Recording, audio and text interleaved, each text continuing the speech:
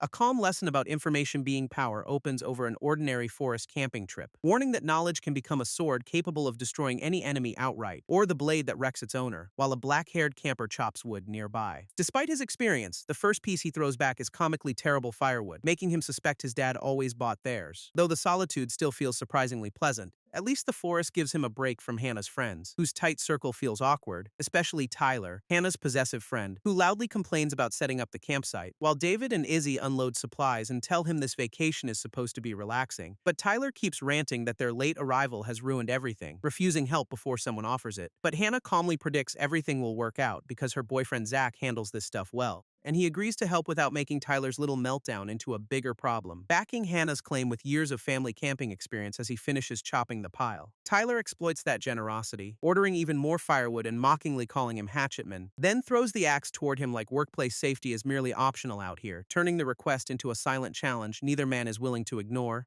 only for our guy to catch the weapon cleanly and answer with a razor-thin smile. Tyler watches him leave with pure resentment, annoyed that his intimidation stunt just whiffed, while another friend warns Hannah that her boyfriend is intense, and she can only agree. Already moving through the woods, Zach sprints deeper along the overgrown trail for more timber, bounding down a slope as the harmless camping chore pulls him farther from everyone else. After collecting enough wood for one night, he finally decides to head back toward camp, but a pulse of purple energy crashes around his feet before he can retrace the path, freezing him in place as the strange power rises and smothers the familiar forest, until the whole clearing dissolves into a cosmic void filled with spinning lights and portals. Zack can only stare at the impossible space and demand what the hell just happened, when a blue interface begins initiating a system and welcomes him to the multiverse, a phrase that gives our guy exactly zero useful answers about his new location. As Earth's scan reports low F-grade mass and ungraded energy, adjusting while he questions his sanity, then announces the planet lacks energy and size, so other drafted worlds will be forcibly merged, with terrain reshuffled, spawn points randomized, and wildlife upgraded before the multiverse link activates. The absurdity makes him blame Izzy's brownies, but calling for Hannah or David gets silent, leaving him stranded in endless darkness while every shout disappears without an answer. And before he can orient himself, the system starts an incursion by spawning a herald, only to report the monster occupies his exact space and force a survival roll. Still processing the phrase, he repeats it like the rules might become less insane, but the question dies as a crushing presence erupts directly behind him from the void, revealing a massive red herald whose arrival makes the power gap painfully obvious. His stunned reaction lasts barely a heartbeat before the towering creature fixes him as its target, roaring close enough to erase any hope that this is some harmless hallucination, while the system identifies Kaz and Zachary Atwood, giving them absurdly unequal dice pools. One roll ranges from 1 to 100, while the herald gets 1 to 100,000, and the lower result gets erased, turning bad odds into a cosmic death sentence, so he demands an explanation from the interface instead of obediently playing along, then refuses to roll any dice when the difference is this utterly ridiculous, but saying the keyword is enough, and the system accepts Zachary Atwood's accidental command.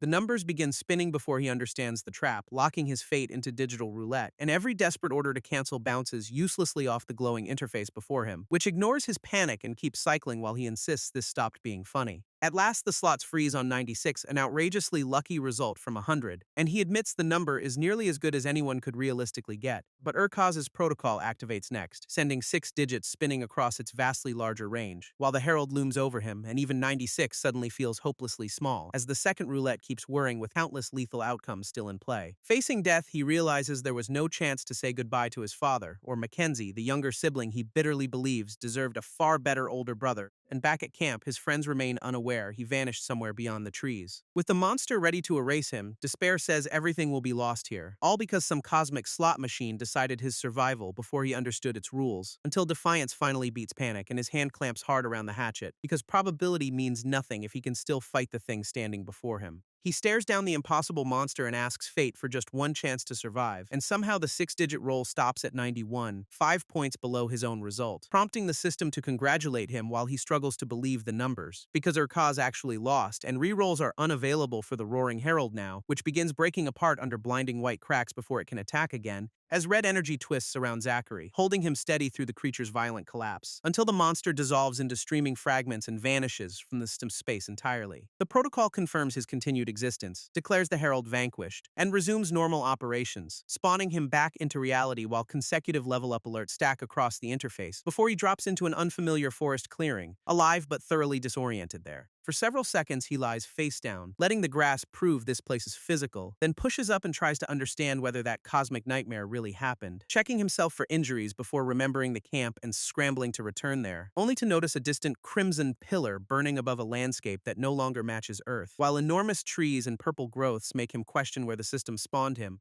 and its earlier warning about merging planets suddenly explains the alien forest surrounding him. Still hoping this is a dream, he retrieves the hatchet and forces himself onward, though even choosing the direction toward camp becomes a nervous gamble through changed terrain, until familiar sounds stop him, and he follows them through the final stretch of brush, finding the trailer nearby and realizing his friends already started the fire without him. He steps into camp calling for everyone, already certain something happened while he was gone because the fire still burns beside abandoned supplies, overturned chairs, and no visible campers. Then a heavy crunch behind him replaces confusion with the immediate need to survive, as a hulking purple beast creeps from behind the trailer covered in armored spines, and one look at its glowing eyes confirms this is definitely not campsite wildlife. The creature charges with a roar, giving him no time to find the missing group before its heavy body launches straight at him with claws and fangs ready, but his hands lock around the hatchet and instinct takes over before panic can, driving one hard swing through the beast's approach with far more force than expected, and the blade tears across its body, throwing the monster aside in a spray of blood. The collision still leaves Zachary bloodied, but he remains standing after trading blows, while his opponent crashes away and leaves him wondering how he became this strong, until the memory of that first system screen returns with uncomfortable clarity now, along with the herald, the dice roll, and everything he desperately wanted to dismiss, forcing him to accept the nightmare was real while he tightens his wounded shoulder. Yet he still shouts for his friends, hoping someone survived somewhere around the campsite, before the beast recovers and charges again, making escape the only sensible play, except its second rush closes the distance much faster than he ever expected, and its momentum smashes the ground when he barely dives clear of impact, revealing the monster is quick in a straight line but turns terribly once committed. That weakness gives him a plan, and the sudden spark in his eyes says he found it, though the whole strategy depends on timing one suicidal move perfectly against the charging beast, so he darts across its path, keeping just enough distance to hold its attention, then openly calls the monster over and guides its rage toward the route he wants. The bait works, and its body lines up with him, the trailer, and something beyond, forcing him into another sprint before those claws can close around his wounded back, while the beast rockets after him so fast that a single stumble would end everything. Blood makes his grip slippery, but he keeps the battered hatchet locked in both hands, and reaches a wall of massive stone, turning there to invite one final charge, as loose rocks tremble beneath the approaching impact and every instinct screams to run. Yet something harder than fear settles into his stare while the distance disappears,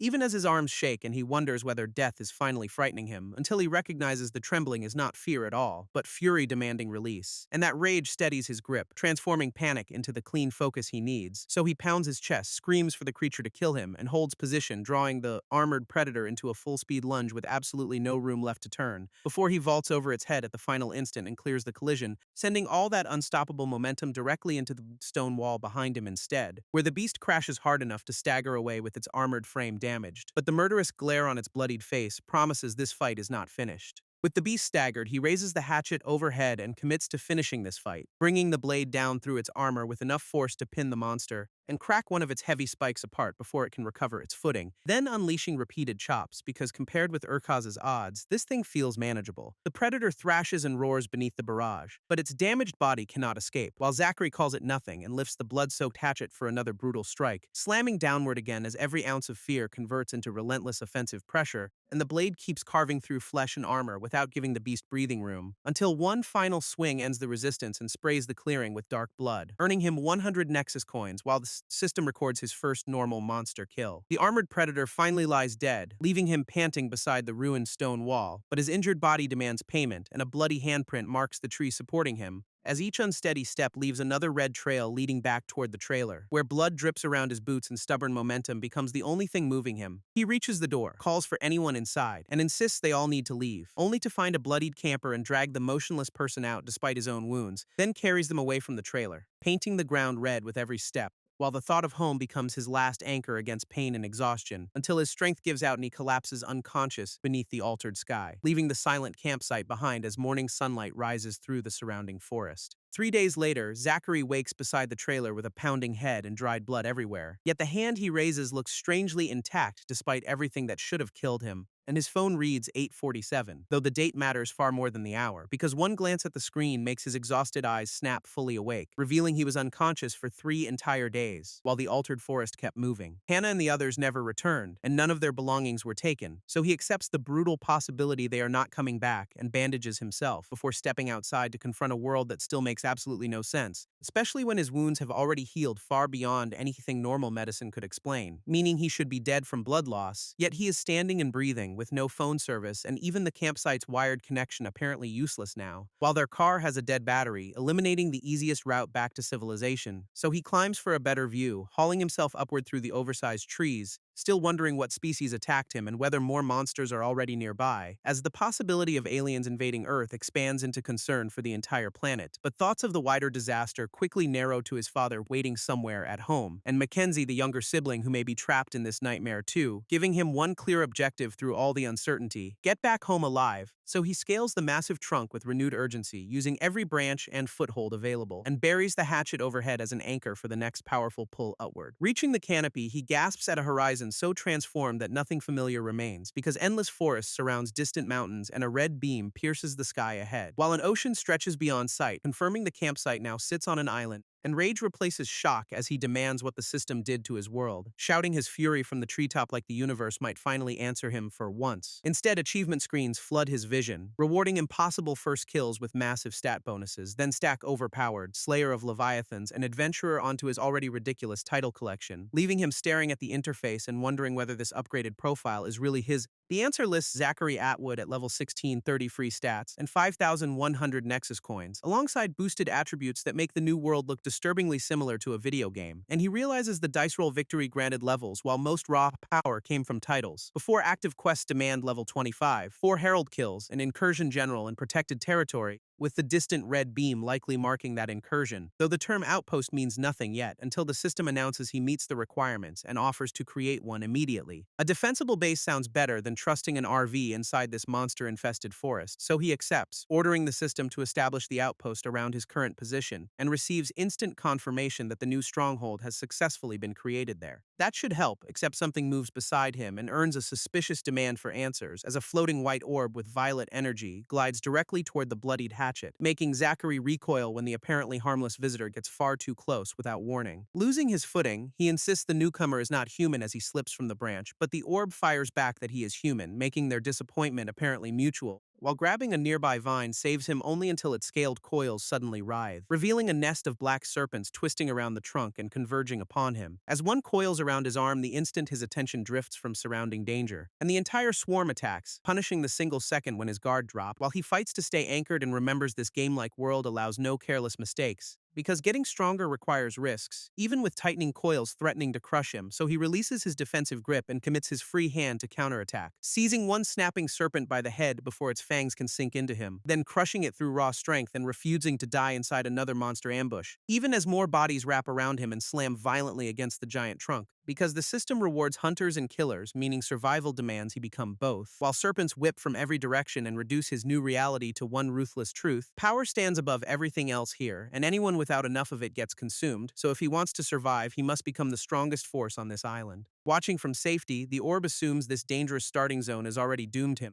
then complains his outpost could have helped, before realizing he selected a tree for it, and its disbelief erupts into a lecture about humans being average and treehouses being idiotic, until a violent commotion interrupts the insult and leaves the floating critic coughing in surprise. The answer arrives on a hatchet blade already painted with fresh serpent blood, as Zack tears through the swarm and hacks every attacking body away from the trunk, forcing the smug observer's single eye wide when raw survival instinct overwhelms the ambush, until severed serpents carpet the branches and their blood coats the victorious fighter, who turns his dripping weapon toward the orb with an expression demanding immediate explanations. It concedes the initial assessment was wrong and admits this brutal human may have merit after all, but his silent glare makes clear that flattery will not excuse its hovering commentary. So the visitor introduces herself as Vetha Barrack, nicknamed Abby, an assistant assigned to his outpost. While Zack gives his own name and questions how she speaks without any visible mouth, Abby dismisses him as another rube who ignored the tutorial pixies, then explains her assignment, only to learn the system provided no tutorial before abandoning him in this demon forest. And that contradiction wipes the amusement from her eye as the impossible timing registers, because he means 3 days, not months, and Earth only just entered this nightmare, making the stunned assistant calculate what kind of exception could have produced his arrival, until until she declares he must be a defier and celebrates her unexpected stroke of good karma. Then Abby finally explains the world was integrated into a vast multiverse without his participation, an ancient network of countless planets that has existed for billions upon billions of years, while most humans spend their first month protected in tutorial towns, including his family if fortunate. Yet some people cannot naturally absorb the cosmic energy now flooding every integrated world, and those uncultivating mortals inevitably die against dangers their unchanged bodies cannot survive. Back at the campsite, Zack asks whether defiers share that same grim destination, and whether his impossible beginning only means he is destined to die more spectacularly.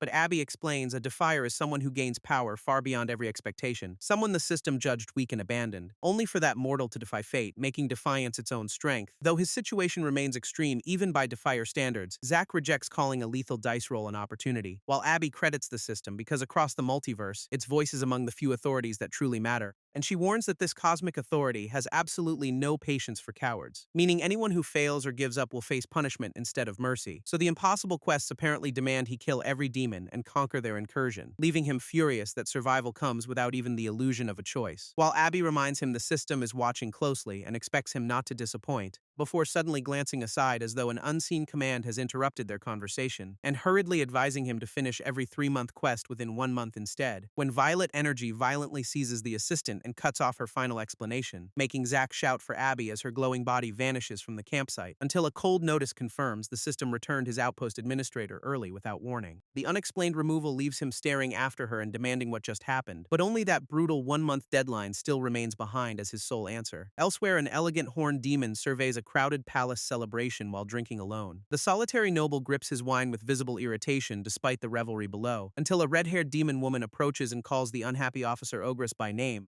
urging him to smile because the entire clan has reason to celebrate tonight, but he sees no triumph worth honoring and coldly demands what she means. She reveals his grandfather Okril appointed him incursion general, an honor coveted throughout their clan, as nearby nobles drink and mingle, including a blonde demon and his white-haired companion. While Ogress bitterly notes that clanmates would happily kill to claim such prestigious honor, the armored white-haired woman watches the gathering carefully as darker tensions simmer beneath ceremony, and Alea suggests he prepare for war instead of wasting every hour inside brothels. Yet he refuses their political game, preferring to let every fool believe they hold control. That confidence turns ominous when the blonde noble suddenly vomits glowing purple poison, then crashes across the banquet table while shocked companions recoil from the spreading corruption, and his white-haired escort demands the culprit before desperately calling for someone to help, while an inverted vision of the new general promises schemers will strangle themselves with imagined strings. Back on Earth, sunlight glitters across a peaceful forest stream far from the demonic celebration, where a hulking horned predator lowers its armored head and drinks beside the rocky bank, unaware that a tiny blue-winged creature chirps playfully from the air above. Before the tiny lure darts across its face with effortless speed and precision, the predator's red eyes lock onto the hovering lure as hunger overwhelms caution, allowing the fearless blue creature to settle directly upon its massive snout without resistance. The winged lure abruptly escapes and the enormous predator turns after its retreating glow, only to find Zack already positioned behind its exposed neck with the hatchet raised. He drives the blade down in one savage execution, splitting through the demon's skull, and earns Demon Slayer, a level, 100 coins, and boosted stats against demonic enemies. Finally satisfied, he stands over the corpse and lets the hard-won victory settle. He notes the system grants only a few free stat points whenever he levels, while level 17 raises his reserve to 32, forcing a choice between patience and immediate strength. But the serpent ambush proved ignorance can kill, and keeping his head start matters more, so he commits every point to attributes certain to help him survive right now, adding 10 strength, 6 dexterity, 5 endurance, and 11 vitality while leaving mental stats unchanged. In the distance, the red incursion beam tears upward as frightened birds scatter across the forest, and he counts only 25 days before Abby's 1-month deadline arrives for him.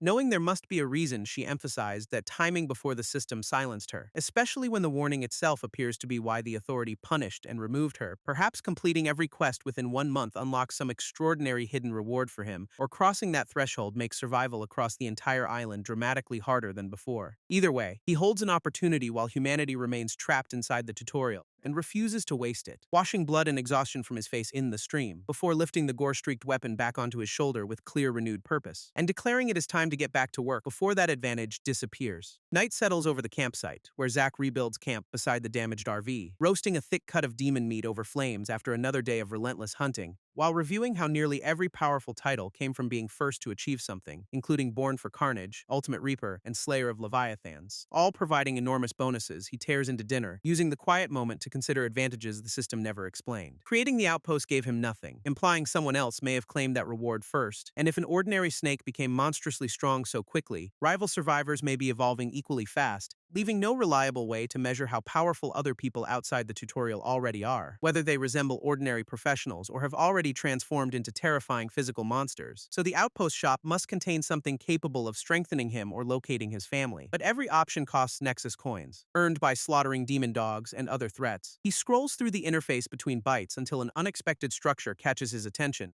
A teleporter could become his path off the island and perhaps reach everyone he loves, making impossible rescue feel momentarily close enough for his first genuine smile in days, until the price appears. 10 million Nexus coins, an amount utterly beyond his current reach. The sheer scale crashes onto him like a weight built from countless dead demons, because hunting alone cannot generate that fortune, forcing him back toward the dangerous quests, whose rewards include crystals, powerful buildings, and upgraded territory if he can endure, yet he refuses to hoard currency like stat points while immediate survival remains uncertain, and decides every coin must purchase something that helps him dominate the present. Only two affordable options truly matter, beginning with Eye of Discernment for basic information about creatures, and purchasing it sends searing cosmic patterns through his eye before he examines the other option, an F-grade small-scale mother-daughter gathering array priced at 3,000 Nexus coins total. Its necklace absorbs roughly one demon dog's cosmic energy daily, even while he sleeps, continuously stealing power. Yet sitting still takes too long, so he grabs the axe and returns to killing. From that night onward, nearly every waking hour becomes another hunt through the hostile forest. When he secures high ground and drops onto roaming demon dogs, they fall easily, their bodies smashing beneath surprise attacks that convert positioning into raw, overwhelming force. But whenever he loses that advantage, snapping jaws punish every imperfect movement without mercy, and tears of pain mark lessons no peaceful training could ever teach him so brutally. Each encounter sharpens him, from recognizing fresh tracks to predicting where packs will move, while repeated combat teaches proper axe swings instead of wild strength alone at last. And brutal clashes force him to block incoming fangs rather than trust speed. Eye of Discernment finally names the creatures Barghists, demons aligned with Clanaw's Rezak, so he plants supply caches across the island in case distance ever prevents returning to camp. Then he hunts without rest, dragging slain Barghists through darkness as his strength climbs, fights every pack head-on with an axe that now feels like an extension of his body, and bleeds through savage exchanges where victory still demands flesh, stamina, and nerve, killing dozens, perhaps hundreds, while slower level gains are eclipsed by explosive combat mastery until the monsters stop looking like predators and become nothing more than his prey. After weeks of slaughter, Zack reaches level 23 but knows the pace must accelerate, with 59 strength, 39 dexterity, 42 endurance, and 48 vitality. Yet under 5 days remaining, inside Demon headquarters, an armored officer enters the shadowed office where the Incursion General works. The visitor addresses Ogress directly, interrupting the quiet administration with rigid military posture, and receives a warm greeting as the general asks how upcoming incursion preparations are progressing. Rydell bluntly answers that reports contain everything, if his superior ever bothered reading them. But Ogress calls delegation a leader's duty, names him second in command, and invites him to sit. The armored subordinate refuses the chair and begins asking whether his commander is actually impaired, before narrowing the accusation to one astonishing question. Is his commander drunk again? The general groans everyone keeps asking, insisting incursion duties will not start for several weeks. Rydell agrees while his boss offers wine in exchange for one signed authorization immediately. The document appoints his cousin Kaveron as Master of Scouts, and he accepts without objection, promising the general every order will be implemented swiftly once the paperwork is complete, which earns Rydell praise as a dependable man who can always be trusted under pressure, while Ogress privately counts only a few more weeks before escaping this den of Barghists. Back in the forest, Zack presses a bandaged hand against dirt while stalking another target, then brushes loose soil away and settles into a concealed position along the trail. A massive Barghist prowls nearby, sniffing the air while its hidden hunter watches from cover. He confirms the wind remains favorable and the creature still has not detected his scent, but crackling violet energy and towering horns reveal this quarry is far deadlier than ordinary pack beasts. The enormous beast suddenly locks onto his position, shattering every assumption about concealment,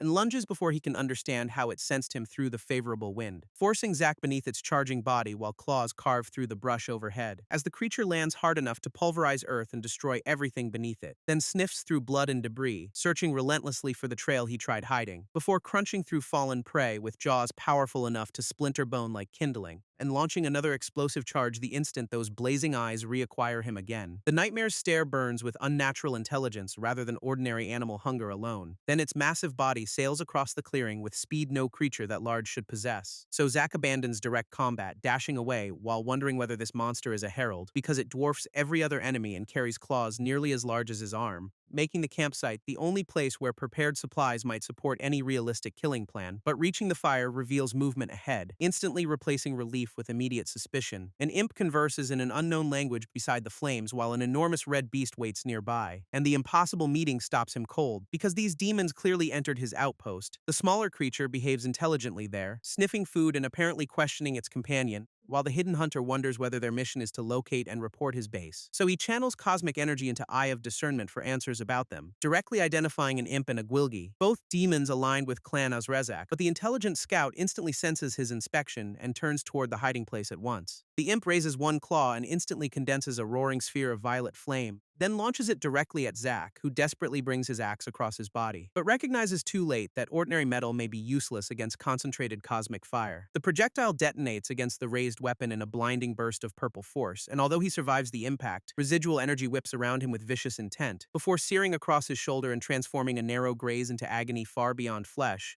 Worse, the gwilgi follows immediately, sweeping its flaming tail through the opening the blast created, and slamming into him while its jaws clamp onto the wooden handle protecting his body, until one brutal snap breaks the trusted hatchet apart between those monstrous teeth. He crashes across the ground, kicks free, and screams for the enormous hound to release him, then frantically swats violet fire from his shoulder before it can burrow any deeper. The flame barely grazed him, yet the damage feels like someone burned his very soul, while the hovering caster calmly gathers another attack and speaks in unreadable demonic words, as its companion crushes the broken weapon and prepares to exploit his sudden vulnerability. Two demons now face one wounded human armed with nothing except shattered hatchet fragments. But if these odds break him, he decides he never deserved the impossible luck already received, so he charges the larger monster barehanded, gambling everything on closing distance before another spell lands. The imp answers by hurling another sphere of soul-burning violet flame across the battlefield, then rains multiple blasts around its sprinting target as he dives between lethal impacts, while the gwilgi rushes from the opposite direction, turning retreat into an unavoidable collision ahead. At the collision point, he catches the gwilgi's foreleg and locks both arms around its writhing limb, enduring repeated claws stabbing his body while he roars through pain and keeps his leverage, then redirects the charging mass overhead and hammers the enormous demon onto its back behind him, before mounting its body and driving merciless punches into its skull without pause. Every strike carries the desperate rage of a fighter who knows hesitation guarantees immediate death, and one crushing blow snaps the monster's head sideways beneath a flood of unleashed force. Yet he keeps punching, determined to finish the larger threat before its airborne caster intervenes, while the imp watches with a wide predatory grin, clearly delighted by the opening he created, and detonates another violet surge around the exhausted human before he can escape. His hand goes limp as soul-burning power overwhelms his muscles, leaving one bitter thought: that the impossible role, achievements, and every victory were merely luck delaying his inevitable end, with remembered 96 against 91 now feeling like final proof of borrowed fortune, until a red tail binds him upright and cosmic fire floods his body beside the fallen hound. Yet cosmic energy is not just destructive power, but the foundation underlying the entire multiverse, the universal building block woven through every life, skill, monster, and transformation around him,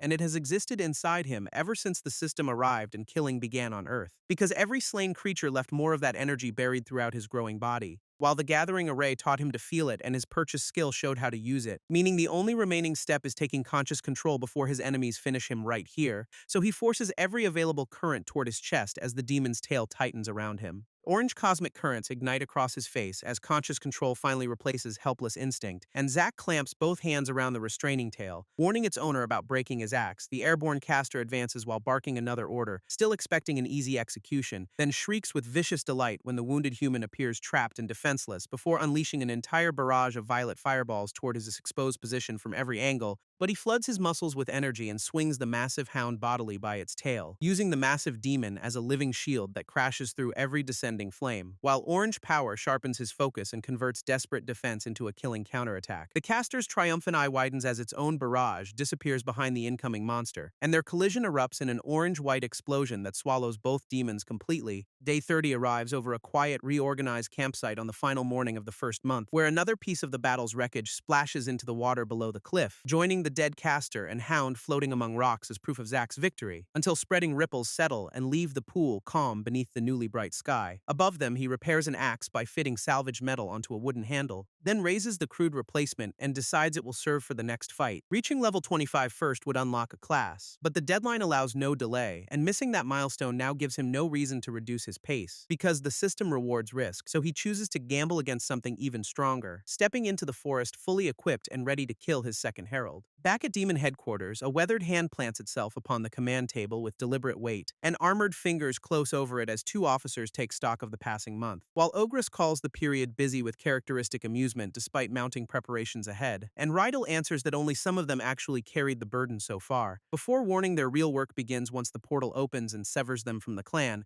Outside, the colossal violet gateway dominates Demon's staging ground beneath a corrupted alien sky, where assembled soldiers await passage while their general eagerly anticipates the coming campaign. Meanwhile, the hunter dives into battle with another towering demon and brings his rebuilt axe down, but the black-red monster slips inside the swing and lashes toward him with blinding speed, forcing him into a desperate tumble that barely carries his body beyond the strike in time. Before he slides across the earth and studies the enemy instead of charging blindly again, the creature answers with a predatory snarl, gathering darkness around its massive frame for another assault. An Eye of Discernment identifies this second herald as Vol, a terrifying level 45 opponent. The danger pulls his mind toward an old fishing trip beside his father, who explained every animal possesses an advantage, from winged birds to swift rabbits, while the younger boy celebrated when another fish tugged hard against their waiting line, and his father noted fish were slippery enough to escape bare hands easily. Yet unlike humans, animals never built tools or traps, something even cavemen understood, because humanity does not win through greater strength or speed than its prey, but through understanding problems and creating answers, the trait that makes people truly special. 2 hours before the fight, Zack honors his father's lesson by rigging ropes and hidden triggers, then surveys an arsenal of sharpened spears concealed throughout the surrounding undergrowth nearby. Back in the present, Vol lunges through the prepared forest with claws poised to tear him apart, and the human acknowledges raw strength alone cannot overcome such an enormous level gap, because one clean strike from this monster would end his campaign and life instantly. So every movement focuses on evasion, denying the herald even a single successful hit, while another savage claw slices close enough to prove how narrow that margin remains. He pulls cosmic energy through his battered frame, orange currents gathering beneath the skin, then drives the improvised axe through a reinforced swing meant to redirect the creature's charge. Having discovered he can channel that power into whichever body part needs enhancement, and concentrating it inside one arm makes the limb both stronger and harder. The towering predator attacks again, refusing to give its smaller opponent any breathing room, but its quarry turns and shouts a challenge, deliberately drawing it toward the prepared trap, since a non-cultivator possesses only limited cosmic reserves and cannot sustain a direct contest, meaning every drop must matter while one mistake would erase the entire plan instantly. The enraged herald leaps after him, closing the carefully maintained distance with terrifying sudden ease, and the fleeing hunter urges himself onward as the trap zone finally approaches from ahead, before forcing cosmic energy into both feet and exploding forward on orange-lit steps, using a nearby tree to reverse direction above the monster's committed attack from below, then dropping with an energy-charged axe strike aimed directly at its exposed body. The colossal incursion portal stabilizes into a spinning violet aperture as the assembled vanguard approaches, and the first armored soldiers step through its radiant threshold toward the unknown world beyond, while an officer arriving late demands to know where Rydell went without him, only to learn the second-in-command already crossed the portal and left him behind. Before Ogress appears with a knowing smile and receives a formal salute from his subordinate, several guards tense around their general, sensing another carefully concealed move is underway, as he orders the questioning officer forward, then reveals the man will not follow Rydell, and a cold green-eyed grin exposes the private threat concealed behind that command. Far away, Zack tears through the forest with orange energy blazing around his straining body, but realizes the uncontrolled output is pushing his endurance far beyond anything safely sustainable, because flesh and muscle cannot withstand that cosmic force, splitting painfully beneath its relentless pressure. Yet the second herald remains close behind, leaving no chance to slow down safely, while the trap waits just ahead and survival depends upon reaching its entrance first. The pursuing beast surges forward as red-black power explodes violently around its snarling frame, closing distance through the trees while both combatants thunder toward the prepared killing ground, and the exhausted human clenches his teeth, refusing to surrender despite tearing muscles across his frame, until concealed sharpened stakes appear among dense brush exactly where he placed them, with the relentless monster charging straight into the narrow corridor between those hidden weapons ahead. At the final instant, the fugitive pivots sharply on an energy-boosted foot and changes direction, slipping aside while his enormous pursuer commits completely to the trap's chosen path behind him. The second herald snarls and bounds deeper into the prepared corridor, still hunting its wounded prey, until one heavy claw lands exactly upon a concealed trigger hidden beneath the leaves. From cover, Zack watches the mechanism and wonders whether his desperate construction actually worked properly. Then sharpened spears erupt from both sides, hammering the monster into a brutal crossfire. But its glowing eye remains furious as the impaled creature refuses to fall immediately. Before the gathered wounds rupture its blazing core and black-purple energy peels from the body, a torrent of golden power floods the victor as the system announces level 25, quest completion and class selection, and he stares at the energy in disbelief, barely managing to admit he succeeded, before laughter breaks through exhaustion and the achievement finally comes emotionally real for him. As he raises one hand toward the system and boasts about killing another herald, only for a fresh demon hound to launch from the shadows behind his unguarded back, while numerous red eyes ignite between nearby trunks, revealing an entire pack surrounding him, and his celebration collapses into one quiet curse as the new threat becomes obvious. Before the forest fills with advancing silhouettes and the pounding approach of countless bodies nearby. Meanwhile, violet storm clouds churn above the clan portal as the secret confrontation reaches violence, where the threatened officer pleads desperately while Ogress rests his weapon against the man's throat. Then the general swings once, cutting down his target before negotiations can even begin,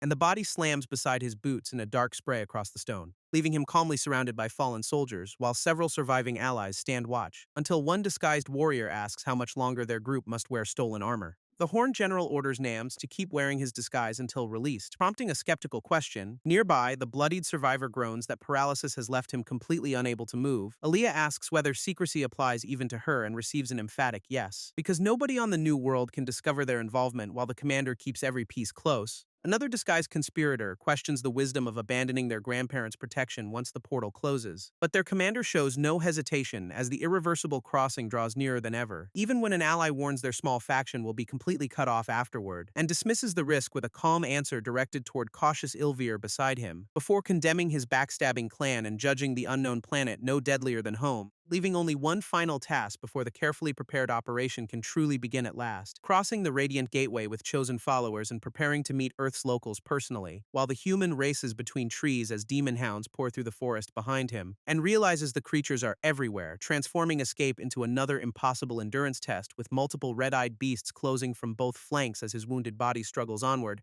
He curses his outpost guide for never warning that killing a herald could draw every monster across the island, while failing legs reveal the remaining cosmic energy inside him is almost exhausted now, because fighting the herald consumed nearly everything, leaving no reserve to outrun this entire horde, until a blue-black hound slams into his path and threatens to tear him apart immediately, followed by a larger crimson beast lunging over him with jaws spread wide above. But the battered fighter answers with a crushing axe blow that cracks through the attack. The surrounded survivor keeps moving and striking as snapping jaws crowd every possible escape route, then notices a faint orange refill spreading through his hand after another hound dies, realizing each kill returns a little cosmic energy, barely enough to replace what combat consumes, while the remaining pack rumbles forward and launches its next coordinated rush from every side. So escape becomes unnecessary if he can turn every pursuing beast into fuel. The nearest red-eyed predator roars directly into his path with teeth exposed for another bite, and an energy-bright axe cleaves through its charge before another can reach his flank. As the exhausted hunter embraces a simpler objective, kill every last member of the horde. Far away, the crimson incursion beam pierces storm clouds above the demon-controlled settlement in darkness, where rival officers insist that somebody must command during their general's absence and claim authority, before the white-haired commander orders Keyvoran to organize scouts and identify whatever killed Herald or Kaz. But the scoutmaster calmly reports the requested parties are already being assembled outside the fortress, allowing plans for upgrading their outpost to resume until movement abruptly interrupts the briefing, and every officer around the command table turns toward an unexpected arrival from the portal as a single armored boot crosses the threshold with deliberate confidence before them all, revealing Ogress returning in dark armor while several chosen followers enter behind him, and the general exchanges a silent measuring look with his white-haired second-in-command across the table. Meanwhile, the survivor staggers through the dark forest after hours of fighting, drenched in blood, past scattered corpses and abandoned equipment that mark the enormous trail of slaughter behind him, while forcing his failing body onward because he desperately needs to find something ahead. The exhausted survivor finally reaches one hidden supply cache after leaving a field of hound corpses, and limps toward the marked tree, using its trunk to hold his failing weight upright before gathering his last strength and climbing upward toward the concealed provisions hidden above him, until a broad branch offers temporary safety high above the blood-soaked forest floor below, where battered limbs sag against the bark and complete exhaustion finally overtakes him entirely. Morning birdsong finds him resting in the canopy as daylight returns beneath peaceful green leaves, and their chirping wakes the wounded fighter from a desperately needed stretch of sleep, who observes that more than a month has passed while the world somehow remains intact. Even though the distant crimson incursion beam proves the island's greatest danger remains active, he rewraps damaged arms beneath the watch of a black bird before it flies away, then marvels at accelerated healing, despite knowing recovery remains nowhere near complete yet, and begins the long walk home, determined to choose his newly unlocked class upon arrival, until the sensation of being tracked cuts through his exhaustion and raises immediate alarm,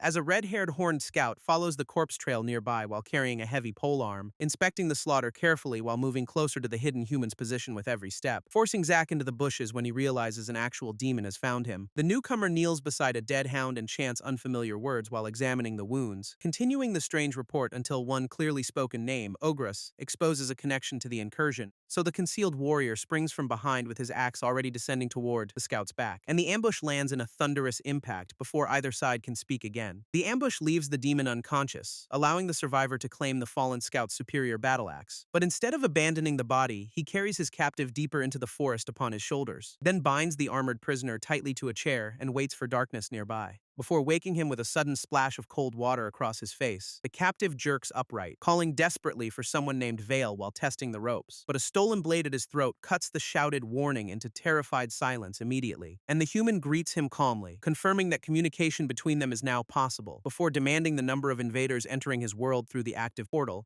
while Eye of Discernment identifies the prisoner as Azun, level 33 and aligned with the invading clan. Yet silence earns a sharp slash and an increasingly furious demand for answers until red cosmic energy erupts around the bound scout and begins shredding every restraint, as the fanatic condemns his captor and promises the human will burn with him right there, leaving Zack only enough time to curse when the suicidal intention becomes completely clear, before the captive detonates his entire gathered reserve in a massive point-blank explosion around them both, scattering burning debris and shattered equipment across the obliterated interrogation site in every direction. While the stunned survivor realizes his prisoner deliberately absorbed enough energy to destroy himself completely, sacrificing everything solely to prevent any useful information from reaching a human enemy, so the frustrated interrogator spits into the crater and accepts these demons will be difficult, then climbs a nearby tree to watch the abandoned campsite from concealment high above it, finding no response after several hours and concluding nobody is coming to investigate the blast. Satisfied no reinforcements are coming, he drops from the tree and approaches the campsite below, regretting that the captured demon destroyed himself before surrendering any proper equipment for inspection,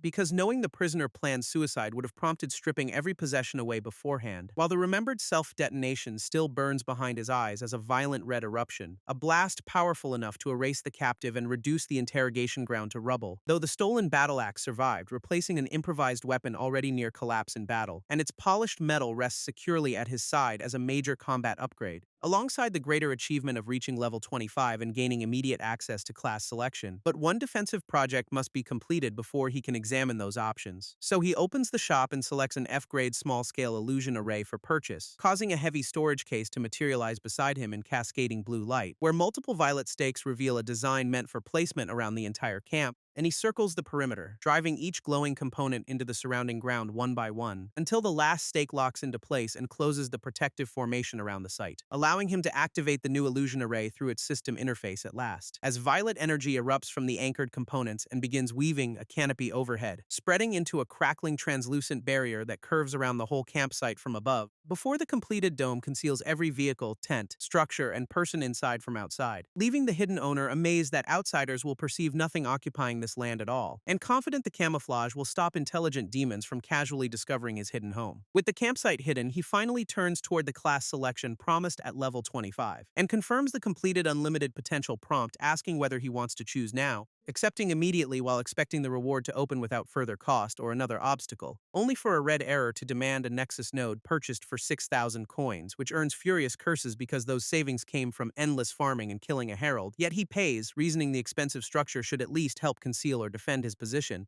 and a crystalline terminal materializes as the system confirms the Nexus node purchased before him, revealing a home base interface that allows deeper interaction with previously inaccessible system functions. While glowing runes ignite across its frame when his new battle axe touches the terminal, causing a broad blue selection window to unfold from the crystal into the darkness, where exactly 5 available class choices await his consideration beneath scrolling digital light, and relief replaces irritation now that the promised decision is finally accessible to him, beginning with Common Fighter, a straightforward combatant proficient with every kind of melee weapon, followed by Common Acolyte, an elemental wielder suited for those seeking magical combat, then Uncommon Marine, a naval fighter trained for battles fought upon the sea alongside Uncommon Demon Hunter, dedicated to locating, identifying, and efficiently eradicating demonic enemies, and Rare Hatchetman, an upgradable lumberjack warrior treating enemy armies like endless forests. All 5 are F-grade and likely reflect his achievements, yet their upgrade paths remain valuable, making this choice potentially life-defining because every option can evolve into something stronger, so he begins eliminating Common Fighter and Acolyte while rarer classes remain available. Demon Hunter promises immediate power, but specializing against one enemy type could cripple future growth, because a demon-slaying advantage means little when unfamiliar creatures attack from elsewhere without warning, and survival requires readiness for every possible opponent, not merely the demons currently invading, while Marine imposes an even narrower dependence upon naval combat and ocean battlefields. Eliminating it leaves only the rare axe-focused option standing between him and a decision, which seems earned through constant risk, while restricting him to axes sounds almost beneficial, so he grins at the supposed limitation and calls dependence on axes a perk, before gripping the Nexus Node's crystal with both hands to finalize the remaining choice, and declaring Hatchetman as multicolored energy erupts from the terminal around his entire body. The system accepts the rare class, transforming accumulated rewards into immediate physical power, then grants full of class, rarefied being, and world-first trailblazer for 7 total all-stat points. Golden energy races through his muscles while the class rebuilds his body entirely anew, strengthening every limb and organ under waves of pressure powerful enough to overwhelm him, as notifications confirm increases to strength, dexterity, endurance, vitality, intelligence, wisdom, and luck, until the transformation drives him to the ground, sweating and gasping beneath unbearable intensity, where he celebrates becoming the first person worldwide to obtain any class at all. And his new status displays Rare Hatchetman at level 25 with dramatically elevated attributes, including strength at 92 after the class alone grants an astonishing 28 points, while golden currents still trace across a newly reinforced arm beneath its bandages, leaving only one satisfied word for the source of this overwhelming evolution. Class. The Hatchetman class grants massive strength scaling but locks axe mastery, chop, and forester's constitution behind quests, proving even rare power demands labor, so the newly empowered warrior refuses to remain idle, and leaves carrying his battle axe, ready to hunt the remaining heralds and incursion general personally. Elsewhere, a blue-haired demon calls the incursion a magnificent opportunity, nearly ruined by wasteful leadership, while lounging arrogantly upon a transported throne as armored followers guard his comfort, and condemning the earlier decision to release beast packs through the portal as cowardly behavior, while the human unknowingly advances a class quest by splitting heavy logs at camp, beneath an enemy assumption that nothing genuinely dangerous exists anywhere upon this remote island, and that both vanished heralds simply killed each other immediately upon arriving there, costing their clan a month that should have prepared them against every rival incursion. Though sacrificing 10,000 slaves to open passage supposedly earned favor from ruthless heavens, a blessing the blue-haired leader accepts with a cold, self-satisfied grin upon his face, before reviewing reports from scouts already exploring the island's mountains and forests far away, including discovery of a rich Nexus crystal vein buried deep beneath rocky slopes, whose smallest deposit could surpass fortunes held by numerous powerful clan elders combined,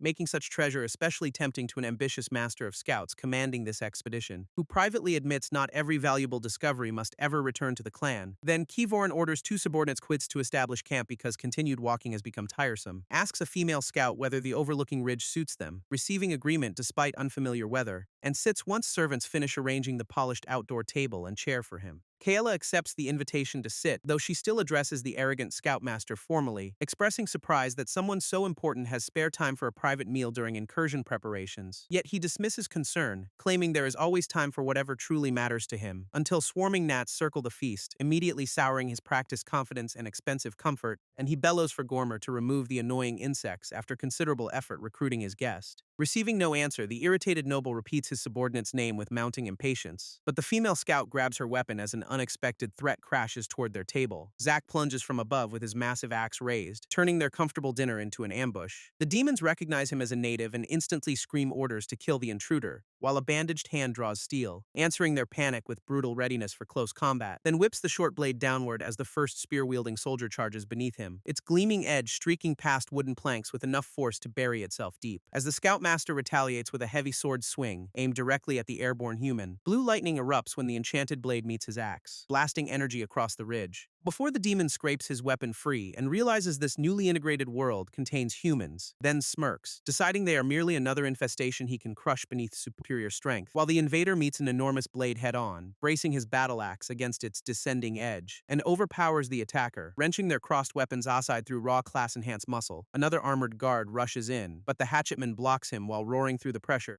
as the encircling demons strike together and force him into a desperate multi-directional defense. Refusing to stay boxed in, Zack smashes one soldier's guard apart with a bone-rattling counter, and sends the armored demon hurtling away in a towering red shockwave that clears space, before Keyvorin answers by driving his lightning-coated greatsword down hard enough to crater the ground. Yet the startled leader finds his target already behind him, moving far faster than expected, where a bandaged fist clamps onto his shoulder and yanks him backward before he can turn. The demon releases writhing black energy through the shattered earth, launching his ambusher violently upward, and the rising tendrils batter Zack midair, dragging a raw cry from his lungs, before a waiting archer buries an arrow into his upper back during the opening. He lands breathing hard, the concentrated assault finally forcing pain through his enhanced body. But the Scoutmaster immediately pursues, bringing his massive blade down while shouting for death. A sharp glance catches the descending edge at the last instant, preventing a clean execution, and the hatchetman blocks with his axe shaft, halting another lightning-charged strike inches from his face, stunning Keyvorin, who cannot understand such strength from a world integrated only 1 month ago.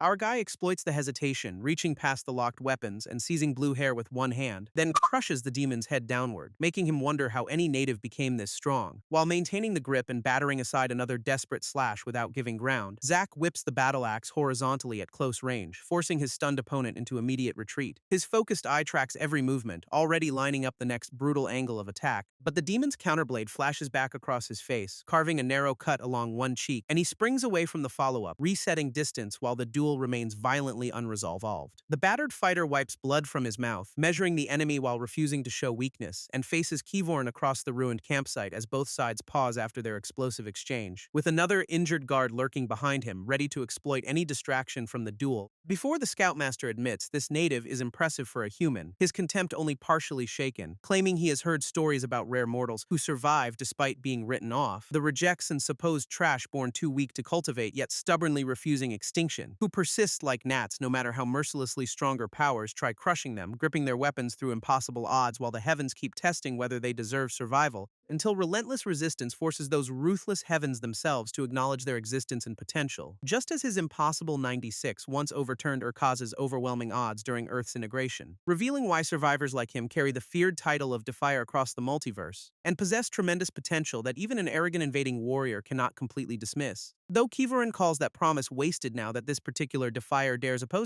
him, then explodes forward inside a red-black aura, forcing the wounded hatchetman into a frantic dodge, before twisting behind him with supernatural acceleration and preparing another vicious close-range counter. The battle axe slams directly into ornate chest armor, triggering a bright circular barrier across its surface, and Zack realizes too late that his clean hit accomplished absolutely nothing against the defense, as redirected force detonates outward from the breastplate and blasts him backward across the battlefield, leaving the smug demon completely unscratched behind swirling runes embedded within the enchanted armor, while our boy skids through dirt, cursing an opponent whose gear can redirect incoming attacks. Knowing the armor can reflect force, Zack yanks the banquet table upward into the charging demon's path, and the red table crashes across Keyvorin's torso, burying his enchanted defense beneath food and splintered wood, leaving him furious that a supposedly inferior native would fight with such shameless improvisation. Before another violent shove drives the wreckage into him again and scatters the grotesque feast everywhere, the dazed Scoutmaster tears through broken planks, unable to process how his momentum got hijacked, while Zack uses the opening to leap high, gathering both hands around the battle axe overhead, then crashes down with a devastating overhead blow as a nearby guard watches helplessly. The soldier cries out for his commander, realizing too late that the human broke through, and Keyvorin tumbles violently into a rocky embankment beneath the weight of that attack, yet warns the approaching fighter not to lower his guard, even while sprawled among rubble,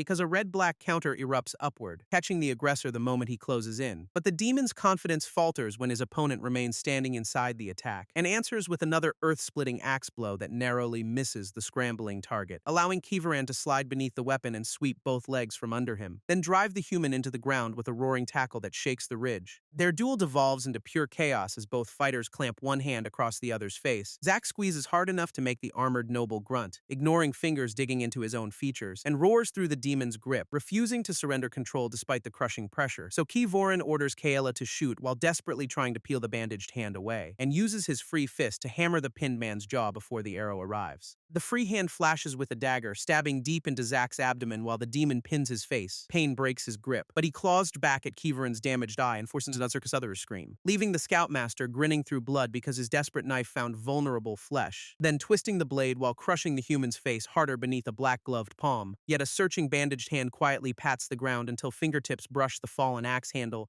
as the demon taunts this supposedly mighty defeater and asks whether such resistance is everything he has. Zack closes around the weapon's shaft, turning his opponent's mockery into one fatal opening, while Kivaran begins calling him nothing but a gnat, still unaware the counterattack is loaded, and a lethal point-blank counter finishes the insult, killing him instantly and triggering another level up. The wounded victor gasps beneath the corpse, struggling to recover with an arrow still protruding from his back, before forcing himself upright, trembling from accumulated damage while bitterly admitting the fight hurt. Only Kayla remains standing, her bow aimed directly at him as she orders the human motionless and flips backward into firing position, drawing another arrow before he can stabilize. The shot punches into his torso mid-sentence, adding a fresh wound to the brutal aftermath. Zack grimaces as the projectile settles, but exhaustion never erases the hard warning in his eyes. While the grieving archer swears he will not escape after killing Kivaran and repeats her command, he promises she will suffer, meeting her threat with cold certainty despite barely standing, and afterward the ridge lies silent among fallen demons as the battered survivor catches his breath, before searching the dead scoutmaster's armor for proper loot after Azun destroyed his own gear, and discovering an ornate drawstring pouch that feels suspiciously heavier than its small size suggests. Opening the deceptively small pouch releases a swirling pocket space, leaving Zack stunned by its impossible interior, because it holds an entire room's worth of food, furniture, utensils, containers, and assorted junk, making him wonder whether Kivaran came to invade another world or enjoy an extravagant picnic,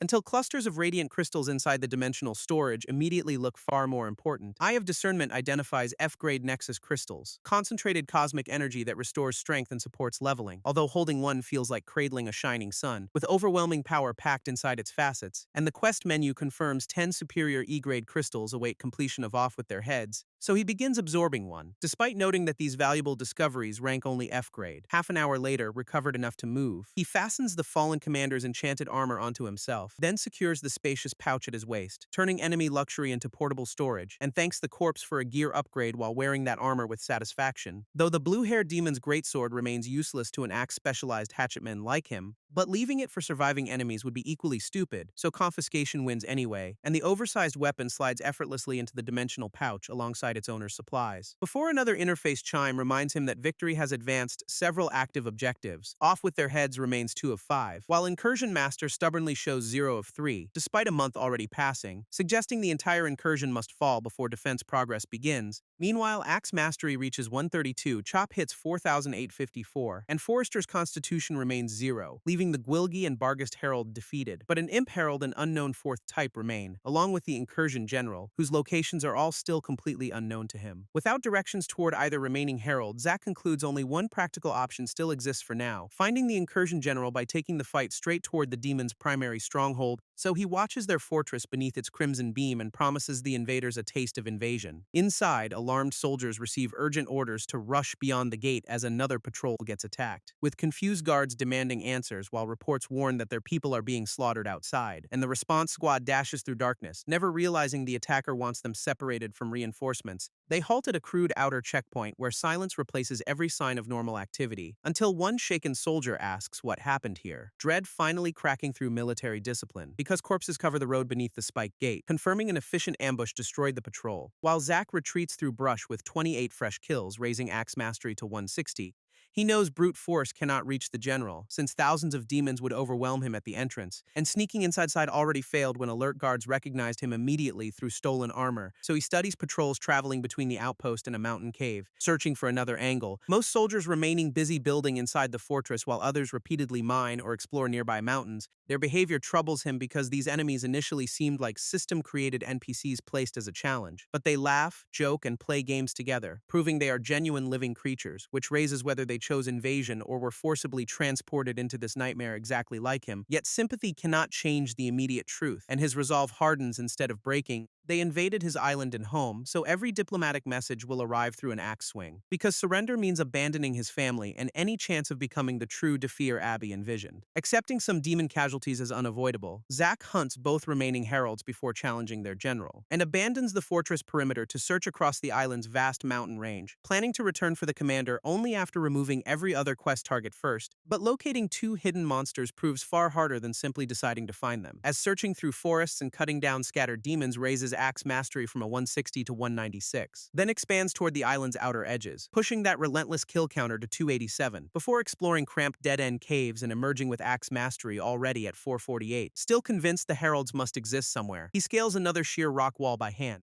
and finally reaches the summit after dawn, cloak snapping in the bright mountain wind, where one exhausted breath escapes as the endless search appears to offer another empty view, until the elevated perspective reveals he simply kept looking in every wrong place below, and his sharp gaze locks onto movement perched among trees along the opposite cliff, revealing a hulking stone-skinned monkey with glowing orange fissures watching silently from a branch. Zack approaches with his axe ready, greeting the creature while demanding to know what it is, before Eye of Discernment identifies a clan as Rezak stone monkey belonging to the beast race, finally confirming the last two heralds are this monkey and an imp, exactly the breakthrough needed. The stone monster answers by opening a furnace-bright mouth and launching itself from the tree, then hurtles straight down the narrow pass, one massive rocky fist cocked for impact, while our guy plants his feet and tracks the oncoming charge without any trace of panic, before slipping beneath the crushing swing as it tears through the space beside him. One clean axe stroke splits the first stone monkey and awards 350 coins, while axe mastery jumps to 899. Realizing these beasts likely remain inside their territory, he heads deeper into the mountains for the herald until overlapping screeches erupt around him from hidden ledges, announcing an ambush by an entire troop. The hunter spins toward another rocky attacker, surprised the supposedly solitary monster brought reinforcements, only to find dozens swarming down the mountainside together with molten fists raised. Zack smiles and invites the apes forward, eager to test what their stone bodies can withstand, then meets the horde with sweeping axe strikes that crack glowing armor and scatter rubble. The battle becomes a blur of stone bodies, blue arcs, and non-stop attacks across the slope, as the relentless chopping raises axe mastery to 900 and his control grows sharper, while every swing recalls the confusion and desperate questions haunting him since the system arrived. Yet battling onward pushes mastery to 939 as practice begins converting instinct into genuine technique, and deeper reflection reveals a simple pattern. The more enemies he faces, the more he learns, so his axe carves precise lines between attacks while the counter rockets toward completion, reaching 982 as every fallen beast makes the weapon feel increasingly natural in his hands. Then 995 and 996, while an avalanche of shattered monkeys collapses around the lone fighter. Two more clean takedowns lift the quest to 997 and 998 without slowing his rhythm, before another airborne execution leaves exactly one enemy between him and complete axe mastery. The 1000th kill lands, completing the class quest and igniting golden light around his body. But instead of a simple unlock, the battlefield vanishes into a luminous castle vision, where Zack stares in confusion as an enormous blade streaks across the unfamiliar world. The vision reveals an army of gigantic warriors and winged beings packed across an endless battlefield, their disciplined ranks radiating power beyond anything Zack has encountered since Earth's integration. Yet that overwhelming spectacle somehow directs his attention toward a single unexpected figure, a bald axeman in simple robes who steps forward alone and calmly sets his stance, before releasing one controlled breath, making the entire surrounding battlefield seem unnaturally still, then raising his weapon overhead with both hands as unseen pressure gathers around the blade. Purple energy erupts across his body and axe, bending the air beneath impossible weight, and one downward swing cleaves through the colossal army with reality-shaking destructive force. While the demonstration overwhelms Zack's senses, imprinting its crushing principle directly into his mind, back on the mountain, he unconsciously recreates that motion and strikes the charging monkey with violet power, earning a Tao seed called Heaviness as the awakened concept surges through his body. And the blow detonates the stone beast into rubble beneath an explosion of newfound weight, leaving the stunned fighter staring at his glowing arm and asking what just happened. before resting beneath a tree among shattered bodies while the notification remains displayed. He recognizes Tao as a concept from Eastern mythology or religion, though nothing more, while the early heaviness seed grants 10 strength and 5 endurance points immediately, proving this supposedly mystical idea is completely real even if its mechanics remain unclear. Yet gripping the axe now feels different, as though its underlying principle finally makes sense, because the vision offered a glimpse of the multiverse's fundamental truth behind physical weight, revealing his old swings as hollow imitations beside the bald axeman's genuinely weighted strike. Still seated, Zack concentrates on feeling the heaviness behind each swing and imbuing it into attacks, then rises and drags his axe through a controlled arc, channeling insight into the blade. The experimental strike tears forward with monstrous force, splitting stone corpses and gouging the mountainside. But he remembers the bald master possessed far more than raw heaviness alone, because unfathomable depth and precision also reinforce that world-cleaving attack from the vision, exposing entire layers of the Tao that his newborn comprehension cannot yet reach. Though instead of despairing, he wonders whether he can eventually attain such strength himself. The system answers with Child of Tao, declaring him Earth's third Enlightenment achiever and granting massive stat bonuses. Third place means 2 others already forged Tao seeds, sharpening his competitive focus and proves powerful rivals are growing elsewhere while he remains isolated on the island. He wonders how many gifted humans possess perfect cultivation talent and may already surpass him, especially after the tutorial ended, leaving humanity free to rebuild, organize, and fight back. While Zack has remained at the forefront, yet finally realizes unknown contenders have beaten him, his updated level 28 status reaches 136 strength, 77 endurance, and 134,780 nexus coins. Hard-earned power only convinces him to push harder, since the strongest survivors will decide Earth's new order. Then he notices Chop nearly finished at 9,952 10,000 after the mountain massacre and relaxes against the tree, satisfied one more class unlock is almost within reach. Meanwhile, inside the demon stronghold's torchlit throne room, alarming news suddenly reaches Ogress, who turns sharp when a subordinate reports Kivaran's fate, demanding exactly what happened. Before hearing Kivaran died, likely to the same enemy group that killed Vul and Urkaz. Scouts judge the killers as at least 10 elite warriors, based on their strength and minimal footprint. Ogress can barely suppress his delight, coughing as he celebrates the fool Kivaran getting himself killed, then claims an allergy to Earth's air while regretting Kayla died after spying so effectively. He orders a squad to check Cindermane and Kugo, accepting these natives are stronger than expected, while privately hoping Rydell and the locals destroy each other. Solving every political problem for him, Ilver warns him to stop smiling so openly, earning an irritated command to shut up. Back in the mountains, Zack keeps chopping a giant trunk until the quest reaches 9,999.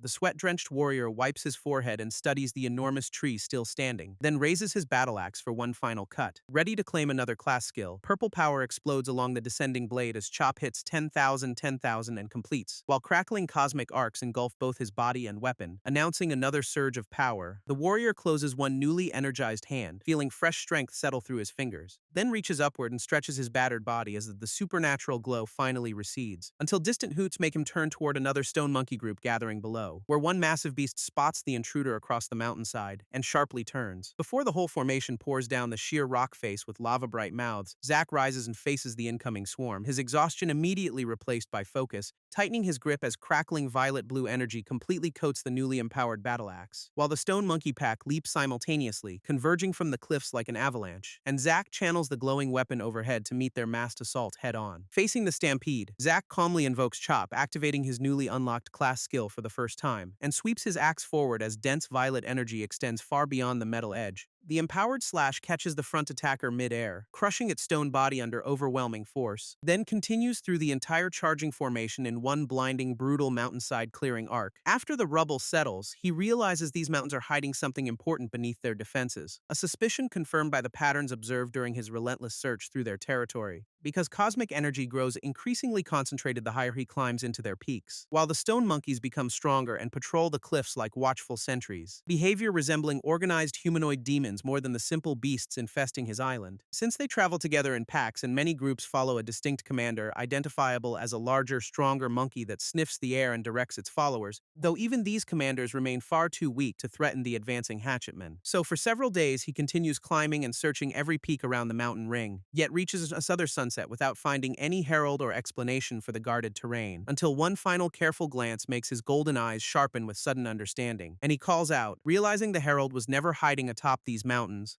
Because far below, a colossal crimson tree glows at the center of a hidden basin, the hunter steps toward the cliff edge, preparing to descend into that concealed valley, but narrows his eyes when one deeply troubling detail interrupts his immediate approach, then tells himself to wait. Sensing he has overlooked a far more dangerous truth, Zack reaches the basin floor beneath the luminous crimson tree and freezes at the unnatural scene. Asking what could possibly have happened inside this secluded, strangely transformed mountain sanctuary, beneath the trunk sits Cindermine, a level 58 stone monkey herald radiating concentrated power whose golden eyes snap open the instant the intruding hunter approaches his resting place. So Zack immediately drops an empowered overhead axe strike before the monster can rise, but Cindermine meets the descending blade barehanded, the impact crunching stone beneath them, then clamps one hand around the axe head and stops that powerful attack completely, leaving both powerful fighters locked face to face as neither willingly releases the trapped weapon, until the herald's dark eye suddenly blazes with one concentrated golden point of light, and violent yellow cosmic energy erupts across his muscular body in crackling waves, making the captured axe shudder while Zack realizes this opening exchange has gone terribly wrong. Before Cindermine explosively reverses their struggle and drives overwhelming force through his opponent, blasting the hatchetman backward in a spiraling shockwave that tears across the sanctuary. Recovering, Zack confirms a true herald, despite his strength nearly tripling since fighting Vul, plus the Dao Seed, hatchetman class, and combat skills gained throughout his recent evolution. Yet Cindermine still caught his axe, proving far stronger than the previous Barghest herald. So the two dangerous fighters circle at a distance, silently measuring each other's reach, before Zack lunges first with another full-speed axe attack aimed directly at his enemy, while the stone monkey gathers blazing yellow energy around one raised arm to counter, and their brutal collision detonates the surrounding ground beneath a violent, rumbling shockwave. A golden counter launches Zack into the rocky wall, cracking the mountainside around his body,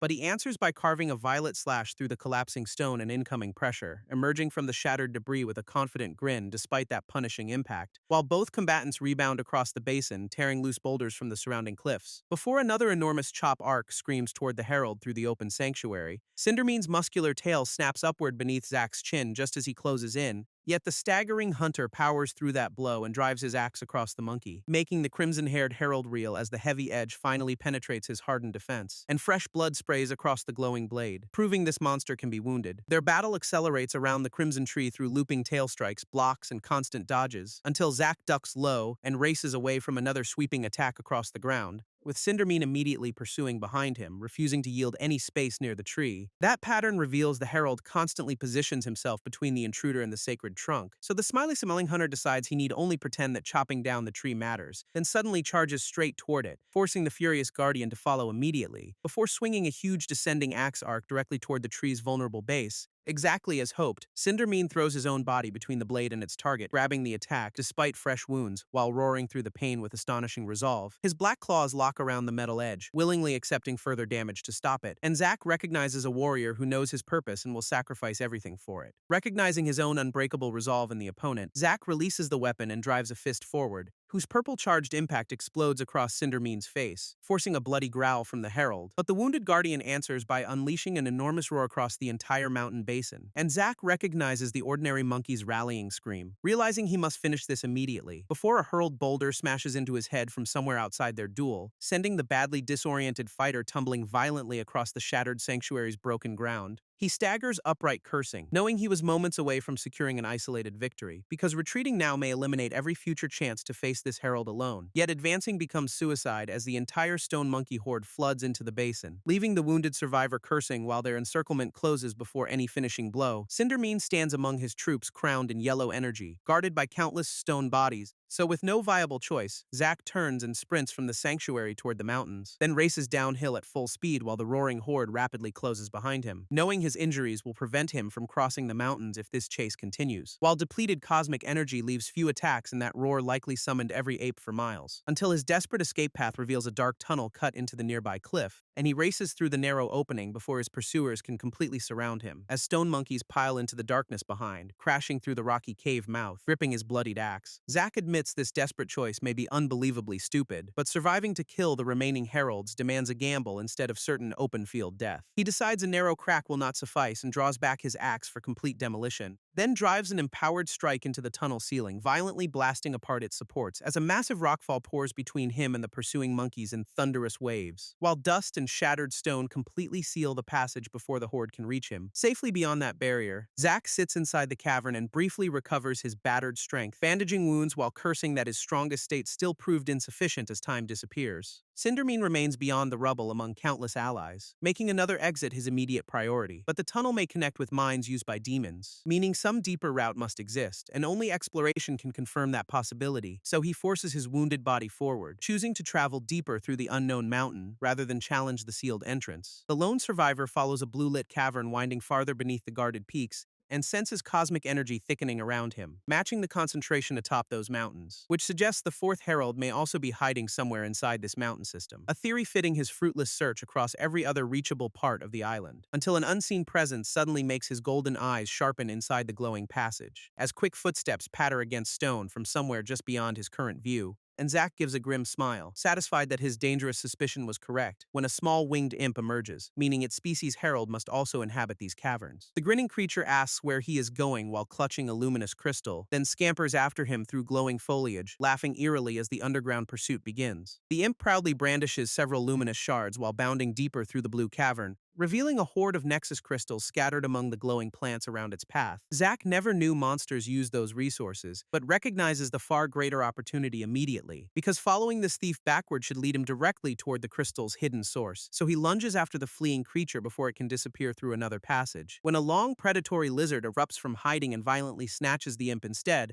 leaving the deeply confused Zack staring in disbelief at the completely unexpected predatory underground ambush, as the huge blood-smeared reptile rises after tearing into its unfortunate winged prey, then finishes devouring the imp while its stolen crystals tumble across the cavern floor before charging the injured human with jaws spread wide for another immediate meal. Zack answers with one savage axe slash, carving through the lunging reptile in red, and exhales wearily over both fresh corpses after that brief but chaotic interruption, before carefully retrieving one fallen Nexus crystal from beside the glowing cavern plants. Then decides to trace the dead imp's tracks toward wherever those resources originated, and resumes walking through the blue-lit tunnels with his axe ready beside him, quickly discovering the creature's path is much easier to retrace than initially expected, because its horrible stench provides a trail, while something else also grows steadily stronger, until one distinct metallic sound catches his attention through the twisting underground passages, a distant metallic clang echoing through the tunnels, confirming active work somewhere ahead, where repeated heavy pickaxe strikes reveal Clan Rezok's demons mining the crystal-rich mountain. Zack watches from concealment, silently branding their operation as theft of his Nexus crystals,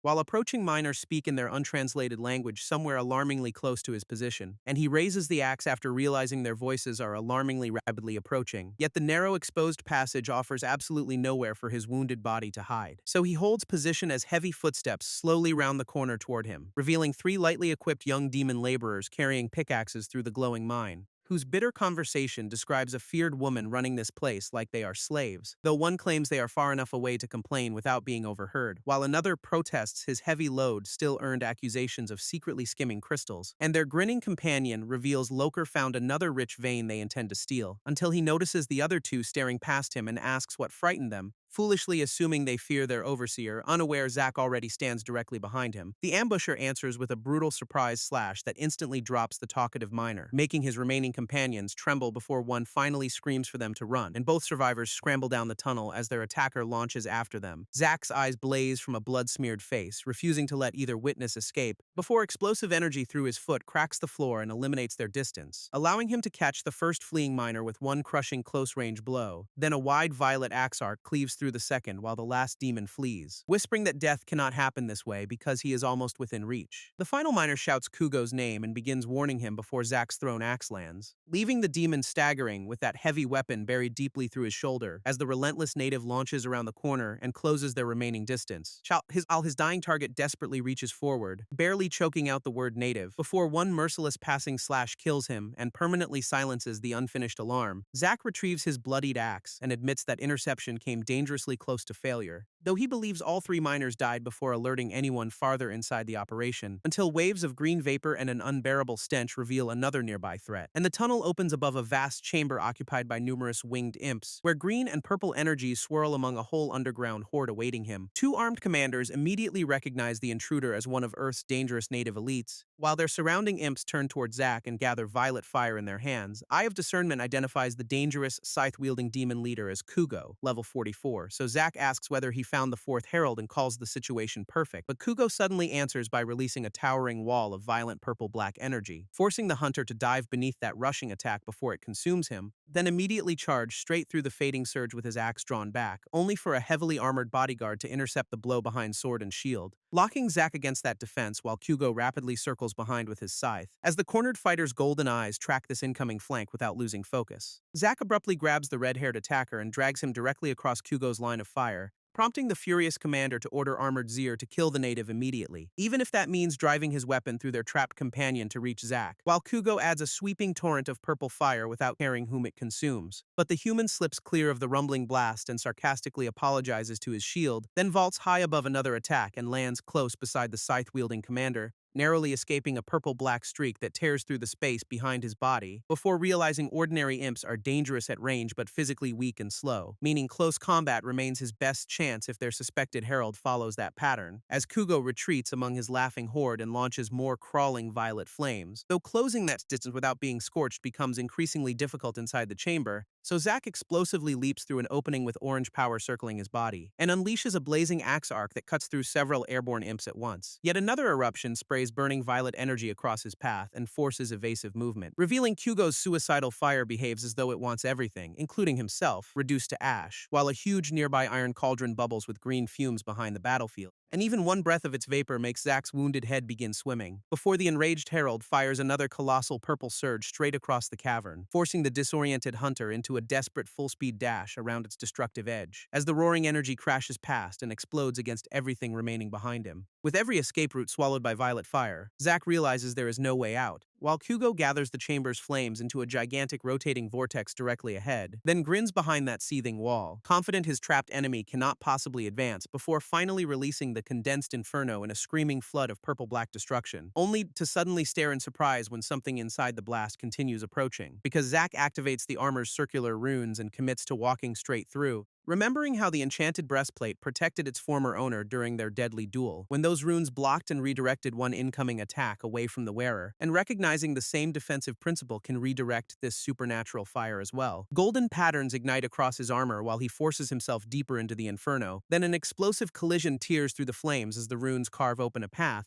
allowing the burned and bloodied warrior to emerge alive on the opposite side, though he immediately coughs violently because the cauldron's smoke keeps disrupting his mind, while Kugo uses that opening to flee through the green haze toward another passage. And Zack realizes the Imp Herald will escape unless stopped in the next instant, so he refuses that outcome, gripping the axe as golden energy gathers around its blade, then launches rapidly forward through lingering purple fire with a furious battle cry, pouring absolutely every remaining drop of cosmic energy into one decisive finishing attack, while demanding to know where his fleeing target thinks he can possibly go, and brings the blazing axe down in a colossal arc aimed directly at Kugo. The all-out golden axe strike catches Kugo from behind and slices cleanly through the fleeing herald, whose body splatters across the cavern floor as the system immediately grants Zack another level, while Off with Their Heads advances to 3 of 5. Though his poisoned lungs burn, nearby imps keep laughing through the haze, forcing the exhausted victor to seek an exit, but he clutches his abdomen as the overwhelming green smoke makes every movement harder, then lifts the enormous cauldron, fearing its smoke might otherwise fill the entire mountain, while Kugo's ruined corpse begins sizzling amid the drifting green and violet energies before a violent magical rush scatters the remaining purple flames across the chamber, and the disoriented warrior stumbles away, asking what is happening to his body, as sudden nausea buckles his legs and leaves him staggering through the poisonous cloud. His vision reddens, while both hands grab his head against the escalating sickness, until his battered body crashes face first onto the stone floor without any resistance, leaving the newly leveled survivor motionless except for one pained groan in the haze. Before consciousness slowly returns beneath the lingering fumes and a violently pounding skull, he tries pushing himself upright, only for another brutal wave of sickness to interrupt, and violently vomits across the cavern floor as the unknown brew ravages him.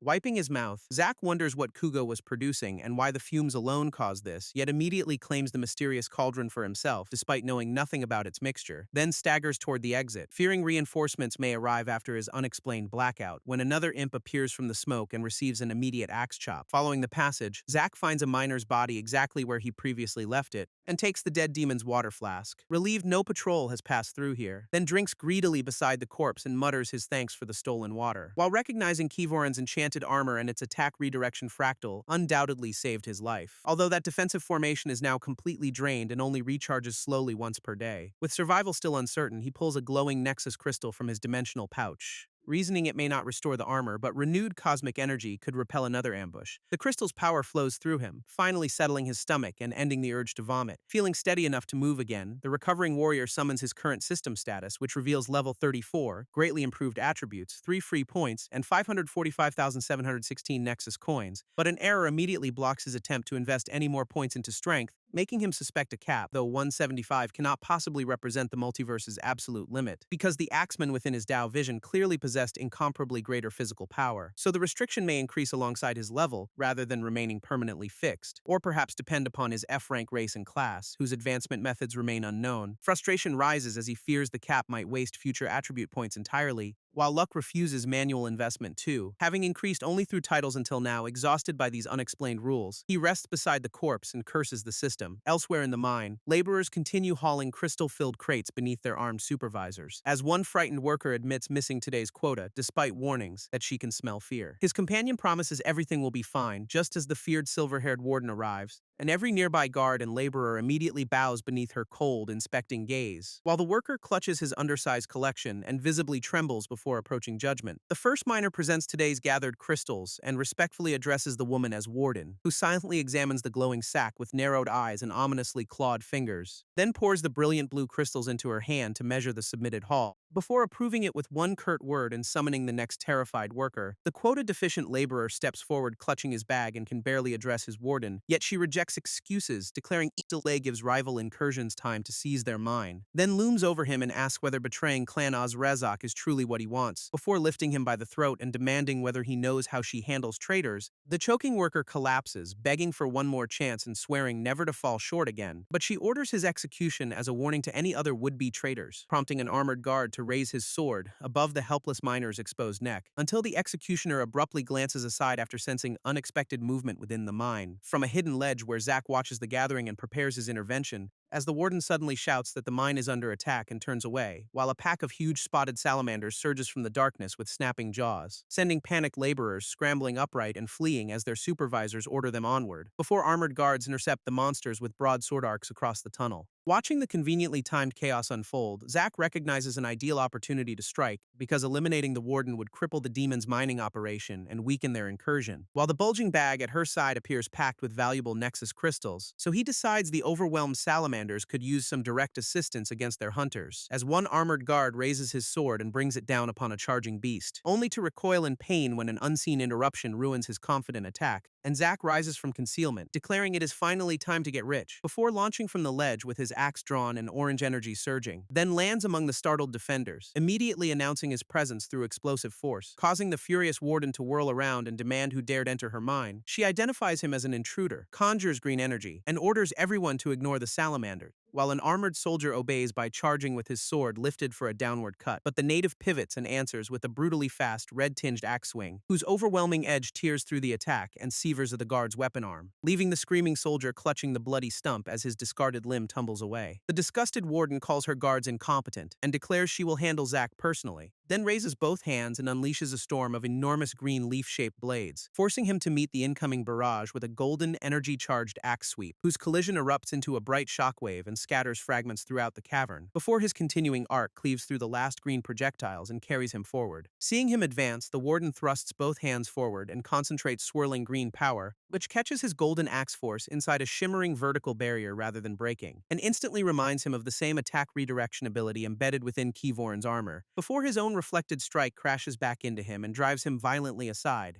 Confirming her defense redirects whatever he launches directly back toward its original source. Then living green vines coil around his ankle, anchoring him while soldiers close in, and a guard's blade pierces his flank because blocking would expose him to the reflection. The sword punches bloodily through his bound torso while its wielder presses closer from behind, but pain only hardens Zack's expression as he gathers strength against the tightening restraints, while luminous green shards continue raining through the darkened cavern around his trapped body, until a violent axe sweep shatters the immediate pressure and forces the nearby guard backward. Although fresh vines immediately thicken around his arms, chest, and legs in layered coils, soon wrapping almost his entire body while the weapon remains pinned inside one hand. The warden calls him a thieving rat and assumes he belongs to the elite terrorizing their forces, then smiles that Ogress will enjoy interrogating this newly captured enemy about the stolen crystals. Yet orange lightning begins surging through Zack beneath the suffocating mass of vegetation As she mocks his resistance, confident a bound opponent cannot even reach her position until the axe suddenly chimes with concentrated golden power and cleaves through the vines, sending a ranged slash across the chamber that catches the shocked warden completely unprepared, while Zack explodes free from the remaining restraints with orange energy raging around him. Empowered by crackling orange energy, Zack drives forward with his axe extended toward the warden, smashing through her last defensive vines and scattering terrified guards away from his path, as she stares in disbelief that any human could possess strength rivaling their general, and he tears through another tangled barrier with monstrous momentum, closing the remaining distance, leaving the silver-haired overseer sweating beneath the realization that her defenses cannot stop him. She decides such a threat cannot remain alive, whatever survival might cost personally, then dedicates herself to Clan Azrezak as violent red and golden power detonates around them, making Zack recognize another suicidal explosion and bitterly mutter that this cannot happen again. Before the warden's self-destruction engulfs the collection area in a colossal sphere of fire, he survives the blast, but several laborers flee immediately after witnessing his revealed identity, meaning his cover is destroyed, and warnings will soon bring demons swarming through these tunnels, though the battered warrior accepts this since stealth has never suited his approach anyway, and decides to concentrate on the final herald before incoming reinforcements can organize. After first opening the dead warden's heavy collection bag with eager, bandaged hands, which reveals a glittering fortune of Nexus crystals and makes him declare himself rich, then he notices her ornate red dress somehow survived the explosion that destroyed its owner. Realizing the durable enchanted garment possesses the same attack reflection ability as his armor, and hesitates over whether protection this valuable is worth wearing such conspicuous clothing, before abandoning embarrassment, grabbing the dress, and pulling it over his damaged equipment, because if it separates life from death, Zack decides he is absolutely wearing it.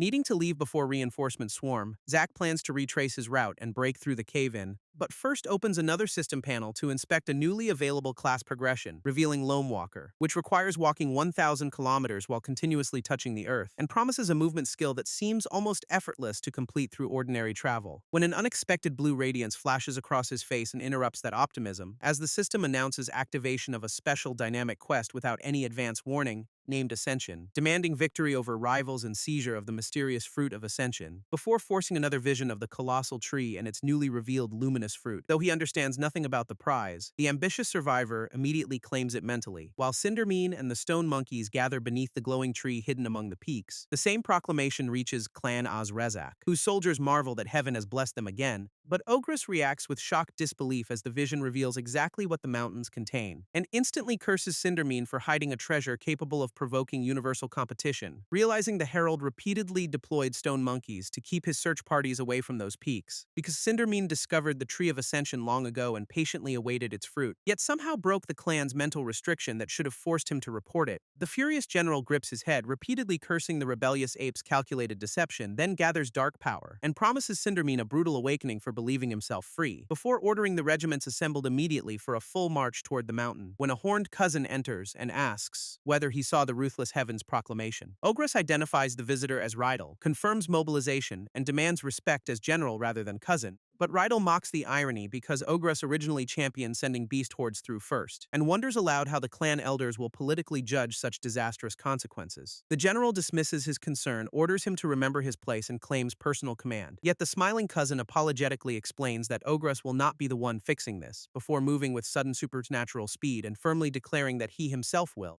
When accused of revolting, Rydell reminds him the elders appointed Ogress only until stabilization, then reveals his grandfather already knows and has authorized an immediate change of authority, because the inexperienced young general was always meant to receive temporary oversight during crucial events, and written orders now transfer military command to Rydell under an agreement between their ancestors. The new commander calmly demands the document while Ogress angrily snatches it for inspection. Then the deposed general reads the sealed proclamation and discovers the authorization is genuine, leaving him shaken that his own grandfather quietly approved this humiliating removal from command, while Rydell promises restoration afterward but recommends remaining inside the castle for clan safety, and mentions loyal guards will stay behind as he departs to retrieve the fruit, before bidding his furious cousin farewell and walking confidently from the command chamber, leaving Ogress alone to watch the usurper's silhouette disappear beyond the illuminated doorway. Meanwhile, Zack resists rushing blindly toward the vision and decides careful planning remains essential, because Ascension shows less than 12 hours until the fruit of Ascension ripens, and its demand for supremacy conveniently reveals the treasure's exact location to every competitor. Zack concludes the system exposed the location for one reason. It wants a bloodbath, since demons and stone monkeys nominally share allegiance, but neither will surrender the fruit, making him question whether entering the inevitable infighting is worth such overwhelming danger, because challenging several hostile armies for one prize sounds exactly like a suicide mission. Yet he sees no real choice when the fruit itself generated a powerful dynamic quest, and vows it must become his rather than strengthen any enemy already threatening Earth, before gripping the axe and channeling another concentrated chop through the blocking rubble, while remembering 12 hours remain until ripening, eliminating any need to arrive too early, because waiting beside the tree would only transform him into an exposed sitting target, especially when powerful enemy commanders approach with entire disciplined armies closely protecting their backs. So his best plan is avoiding attention, sneaking in late, killing Cindermine and stealing him the prize, with a lucky chance to kill the incursion general too, though failure would force another desperate escape, because ascension is all or nothing and victory might simultaneously resolve his existing incursion quest, whereas defeat will worsen his mission regardless of which rival ultimately claims the fruit. So the determined hunter smiles grimly and decides he simply cannot afford failure,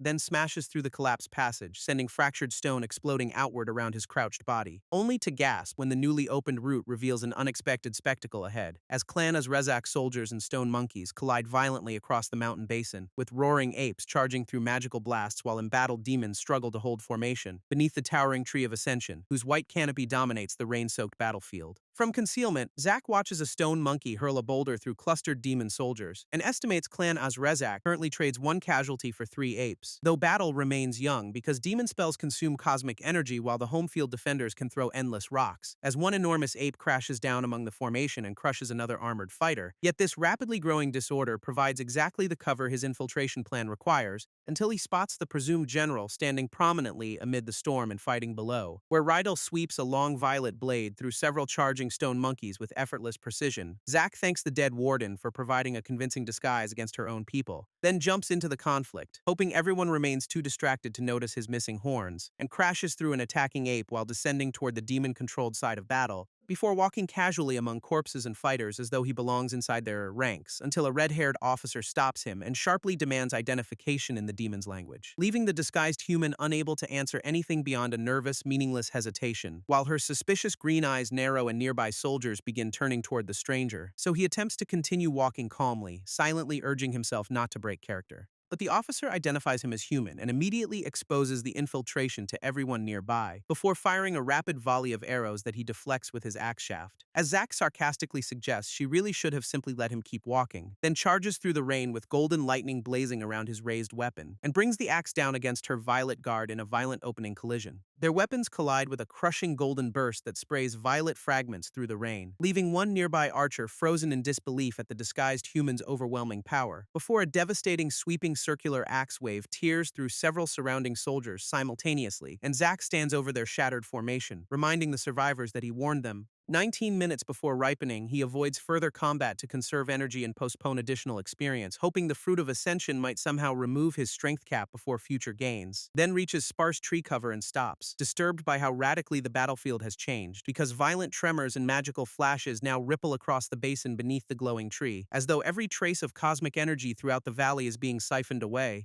Yet soldiers and apes continue trading brutal blows while the ground crumbles beneath them, and one nearby purple-skinned swordsman shouts an unintelligible warning after noticing Zack approaching, before turning fully toward the disguised intruder with recognition flashing across his face, only for a blazing axe chop to silence him before he can alert more troops. Although reluctant to abandon the trees, Zack accepts that ripening leaves no safe alternative, and chooses the western route because the heaviest fighting remains concentrated toward the east, believing the thinner western lines might let him approach the tree without detection. So he accelerates through the rain, weaving low between scattered combatants and broken ground, as Ascension's countdown falls to 10 minutes and the decisive moment rapidly approaches, when a hurtling spear narrowly misses him amid another collision between demons and apes, forcing the breathless infiltrator to glance back in confusion at this unexpected attack. Approaching the tree, Zack discovers a vast translucent force field covered in unmistakable system fractals, and predicts the barrier will disappear when the fruit fully ripens in 6 minutes. While Rydell and Cindermine face each other inside the violet boundary amid scattered fighters, the armored commander advances with complete confidence as the massive herald roars a furious challenge. Then their duel erupts, golden force and violet weapon trails crossing above the muddy ground, with Rydell smiling eagerly as he measures the rebellious ape's strength at close range, before repeated collisions send overlapping gold and purple shockwaves flashing through the rain, and Cindermine bellows through another exchange while his opponent remains visibly and disturbingly amused, until the white-haired commander lands a crushing counter that violently throws the herald aside.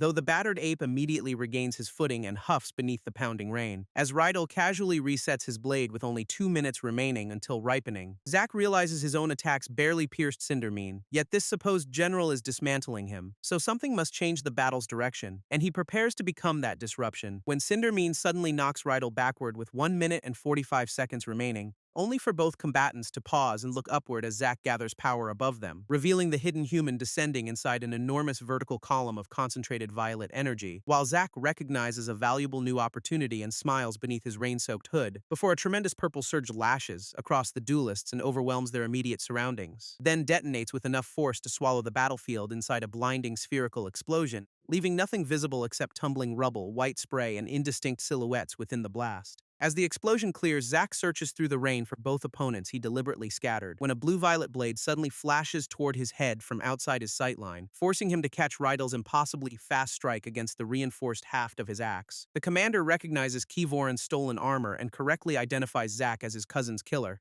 then offers to return the favor while whirling into another merciless high-speed attack, whose speed exceeds anything the human can follow, leaving only a desperate defensive reaction, until the armor's recharged fractal intercepts that strike and redirects its force back outward, hurling the surprised commander across shattered ground inside a burst of blue and violet energy, while Zack regrets charging recklessly into range just as that single protective enchantment expires, and his amused opponent rises, declaring the advantage spent so they can finally fight fairly. The two square off across the cracked battlefield while Cindermine recovers behind them. Before Eye of Discernment identifies Rydell Osrazak as level 55 despite his superior combat ability, Rydell assumes Zack leads the troublesome natives and welcomes him for finally revealing himself, then says the dynamic quest guaranteed this native leader would emerge to steal the treasure, and invites this presumed leader to prove whether he deserves any place in their battle. Zack judges him stronger than every previous opponent, even though his own raw strength is higher, because unmatched speed makes that advantage meaningless whenever none of his attacks can connect. So he turns toward the recovering Stone Monkey Herald and silently chooses temporary cooperation, asking Cindermine to set aside their feud and concentrate together on the greater threat, before the wounded ape roars and surrounds his entire body with blazing golden power. Cindermine answers the proposed truce by smashing the ground indiscriminately, making Zack immediately reconsider everything, while Rydell and the human lunge simultaneously, their glowing weapons converging through the rain, until colliding violet and golden forces erupt upward in a towering column of destruction that throws both Rydell and Cindermine airborne while their temporary third opponent watches, before the commander grips his blade with both hands and concentrates crackling blue-violet power, then releases an enormous descending sword wave across the chaotic battlefield toward both enemies, forcing Zack to sprint from its path while desperately searching for a decisive solution. As 34 seconds remain and another massive stone slab erupts from the shattered ground, revealing where Rydell and Cindermine must position themselves directly to claim the fruit, while the countdown reaches 23 seconds and both rivals rush closer to the barrier, placing the temporary commander and final herald together, perfectly exposed for one finishing attack, even as their blue, violet, and golden powers collide again beside the nearly ripened tree, which gives Zack the precise opening he needs to prepare his strongest remaining strike. And with 15 seconds left, orange lightning gathers around his hands and battle axe, because no time remains for caution as the chop skill floods the weapon completely, while he silently vows to kill both rival claimants together before either reaches the fruit, then unleashes a gigantic violet axe wave that tears across the rain-soaked basin, sending it toward the clustered targets with only 10 seconds remaining until ripening, as both Rydell and Cindermine finally notice the incoming attack and turn in alarm,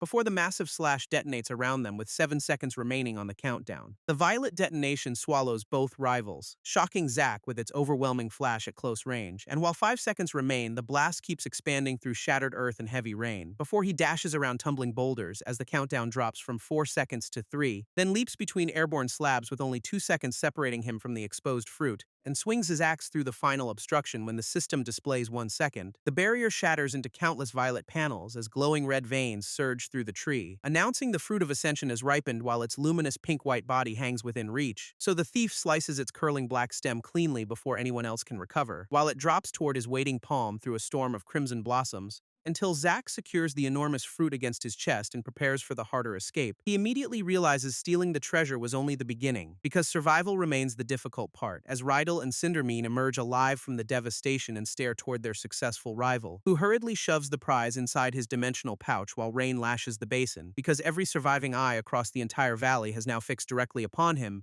The hunted human abandons every thought of killing either rival and prioritizes immediate escape, while recognizing that possession of the fruit has made him the battlefield's sole target. So Zack bolts from the tree, only for a towering sword beam to spear toward him. He roars for clustered soldiers to move and sweeps his axe through their collapsing formation. But demons close from every direction, blades cracking against his defenses as he charges, and he accepts the theft will demand far more blood while another blue-violet strike descends. Zack decides anyone willing to sacrifice their life by slowing him down will receive exactly that, then whirls his axe through a broad, circular sweep that scatters surrounding soldiers in every direction. But the repeated slaughter leaves him panting as dark bodies rain around his advancing path. When measured footsteps behind him announce that the white-haired commander has already closed the distance, Rydell catches the rising axe against his blue blade and refuses to let the thief escape, before driving him backward beneath a sweeping strike that carves another pale arc through the storm. Zack twists through the follow-up and launches himself away, desperate to regain open ground, only for Cindermean's brutal counter to smash him down against a violently rising boulder, leaving the battered human crouched and gasping above heavy blood dripping from his axe. He realizes escape is impossible because both rivals abandon their feud solely to stop him, then rises to face the level 55 commander and final herald together, bitterly calling it flattering, as all three combatants surge forward at once, their faces hardened by murderous determination, and collide together inside a concentrated burst of violet, golden, and blue-white power, whose explosive shockwave floods the basin and violently forces nearby soldiers to shield themselves, before one blurred figure rockets from the collision zone across rubble and scattered bodies. Nearby soldiers call desperately for their general and begin rushing toward the impossible duel, until a companion restrains them, warning they would only interfere with Rydell's battle, because ordinary warriors can contribute nothing while three monsters clash faster than sight. Meanwhile, Zack repeatedly meets the commander's blade, yet every attempted retreat is instantly cut off, and matching that accelerating speed consumes everything he has merely to survive each exchange. Purple lightning bursts through the locked weapons, making Zack curse the demonic commander's electrified attacks, because blocking the blade cannot prevent its current from shocking him, and he remains trapped. Worse, he recognizes a Dao seed within every strike, carrying the conceptual sharpness of cutting, and the combined edge carves glowing violet wounds across his armor and exposed body, until lightning forces his muscles into a violent spasm and leaves the axe slipping loose, allowing Rydell to drive the luminous sword completely through his torso inside a crimson flash. The grievously wounded thief crashes onto one knee, blood spreading beneath his exhausted frame, while the commander openly calls him pathetic and mocks the audacity behind his failed theft, then reaches toward the dimensional pouch and announces he will reclaim the stolen fruit, when Cindermean abruptly crashes into him with a blazing golden blow from behind. The Scorched Herald steadies himself nearby, one hand smoldering with concentrated yellow lightning, as the furious demon condemns the ape's challenge and blames Ogress for this humiliating disaster. But his bestial opponent only snorts, refusing to acknowledge the arrogant white-haired warrior's outrage, who rages that his wasteful cousin required family influence and vows to impose order personally, before the red-furred ape gathers every remaining scrap of strength beneath a suffocating crimson aura. As a darkened Zack launches past the commander toward his distracted and exhausted herald opponent, the human brutally slams Cindermean headfirst into the ground, killing him and gaining 2 levels, which advances off, with their heads to 4 of 5 required targets within 3 months, before the newly strengthened warrior turns toward Rydell and declares only the general remains. The commander merely scoffs, claiming none of the dead heralds approached his true strength. Rydell bursts forward beneath swirling violet power, meeting Zack's raised axe with murderous momentum, and their weapons collide hard enough to blast a circular crater through the battlefield. Yet the human finally combines his formation-cleaving chop skill directly with the Tao of Heaviness, 2 powers he previously alternated repeatedly but never dared channel through the axe simultaneously, until their separate currents merge like converging rivers and erupt as one unified force that floods the weapon with golden lightning beneath an enormous violet manifestation of its blade. Zack roars while driving this fused technique downward with every remaining fragment of strength, making Rydell reject the impossible power from a world integrated less than 3 months earlier. Before the colossal strike crashes down and buries the stunned commander beneath a vertical explosion, he staggers from the crater bloodied and panting, his glowing sword visibly cracked by the impact, then screams at the presumed worm and summons hundreds of violet blades throughout the stormy sky, which immediately descend around their target as an inescapable, screaming rain of sharpened energy, hammering Zack from above while the battlefield disappears beneath countless overlapping purple sword impacts. But the battered warrior challenges the barrage and forces himself forward through its center anyway, until opposing powers crash together again inside a blinding white-violet burst of pressure, leaving him soaked in blood among spectral swords still embedded across the shattered ground. Nevertheless, he walks through their glowing forest toward his wounded opponent without lowering the axe, and commands his failing body to move while both combatants stare through blood and rain, Rydell answers by sweeping a crescent of violet energy directly toward the stubborn survivor, whose advance suddenly freezes when the glowing edge reaches his blood-covered face at close range. The attack never lands because Rydell suddenly gasps, pain and disbelief twisting his face, as a black-violet blade erupts through his chest and Ogress calmly greets his cousin from behind. The betrayed commander screams Ogress's name while blood and shadowy energy burst from the wound, and the Horned General answers only with a satisfied smile beneath his rain-darkened hood, before coldly standing over the fallen Rydell with his dripping black weapon still extended, leaving Zack kneeling in stunned silence while both armies struggle to understand the betrayal. Clan soldiers recover first, their weapons crackling as fury spreads through the surrounding ranks, and one armored warrior openly brands Ogress a traitor for murdering their temporary commander, prompting the enraged formation to charge and demand his immediate execution for betraying the clan, while the wounded human stares at the smiling killer, realizing Rydell has actually fallen before him. The loyal troops surge forward for their slain general as Ogress ignores their approaching weapons, and calmly retrieves a small crimson pill from a hidden pocket near his waist, then casually swallows it without hesitation while the battle closes around his solitary figure. Zack wonders whether the betrayal deliberately saved his life or served some unrelated plan, and questions why the system never announced Rydell's death as completion of his quest, before the supposed rescuer turns from the corpse and takes one unsteady step forward alone, then violently retches black blood as the swallowed pill's unknown effect ravages his body, causing the true incursion general to collapse while off. With their heads advances to 5 of 5, Ogress lies motionless beside his murdered cousin as every watching soldier falls silent, and the system finally declares the brutal 3-month quest complete before every stunned warrior present. Zack stares in disbelief at Ogress's fallen body, wondering whether the general deliberately killed himself, and briefly suspects a rival faction sent him as an assassin despite sabotaging its own invasion. But hundreds of surrounding demons leave no time for answers, forcing his attention back outward, where every soldier appears equally confused, though they may recover and attack within seconds, when the supposed corpse violently jerks and spasms against broken stone beneath him without warning. The wounded human spins toward that movement, raising his blood-soaked axe despite near-total exhaustion. As Ogress sits upright coughing, complains about the experience, and reveals his death was temporary, Zack immediately advances to finish him permanently, unwilling to gamble on another hidden scheme, until the revived demon raises one hand and urgently asks his executioner to wait, then claims they share the same side while smiling through blood and lingering sickness. The skeptical survivor demands a reason not to take his head immediately after everything witnessed, so Ogress warns the armies will kill them both and proposes using Kugo's stolen cauldron, asking Zack to throw its contents into the basin despite having earned absolutely no trust, because explanations can wait, whereas both temporary allies will die unless they act immediately, and the cornered warrior curses before accepting that brutal logic as their only remaining chance. He calls the desperate plan a Hail Mary while the encircling army tightens around them, then tears the heavy cauldron from his dimensional pouch, green vapor already leaking around its rim, and hurls the entire vessel high over the battlefield toward the densest enemy formation, where its iron body crashes open amid purple fire and releases a swelling green cloud that erupts across the basin in a violent cyclone of poison-colored fumes and debris. Kugo's poison engulfs the formation, making demons shriek, choke, and flee through emerald haze, while Zack asks for their next move and Ogress simply prepares his own escape.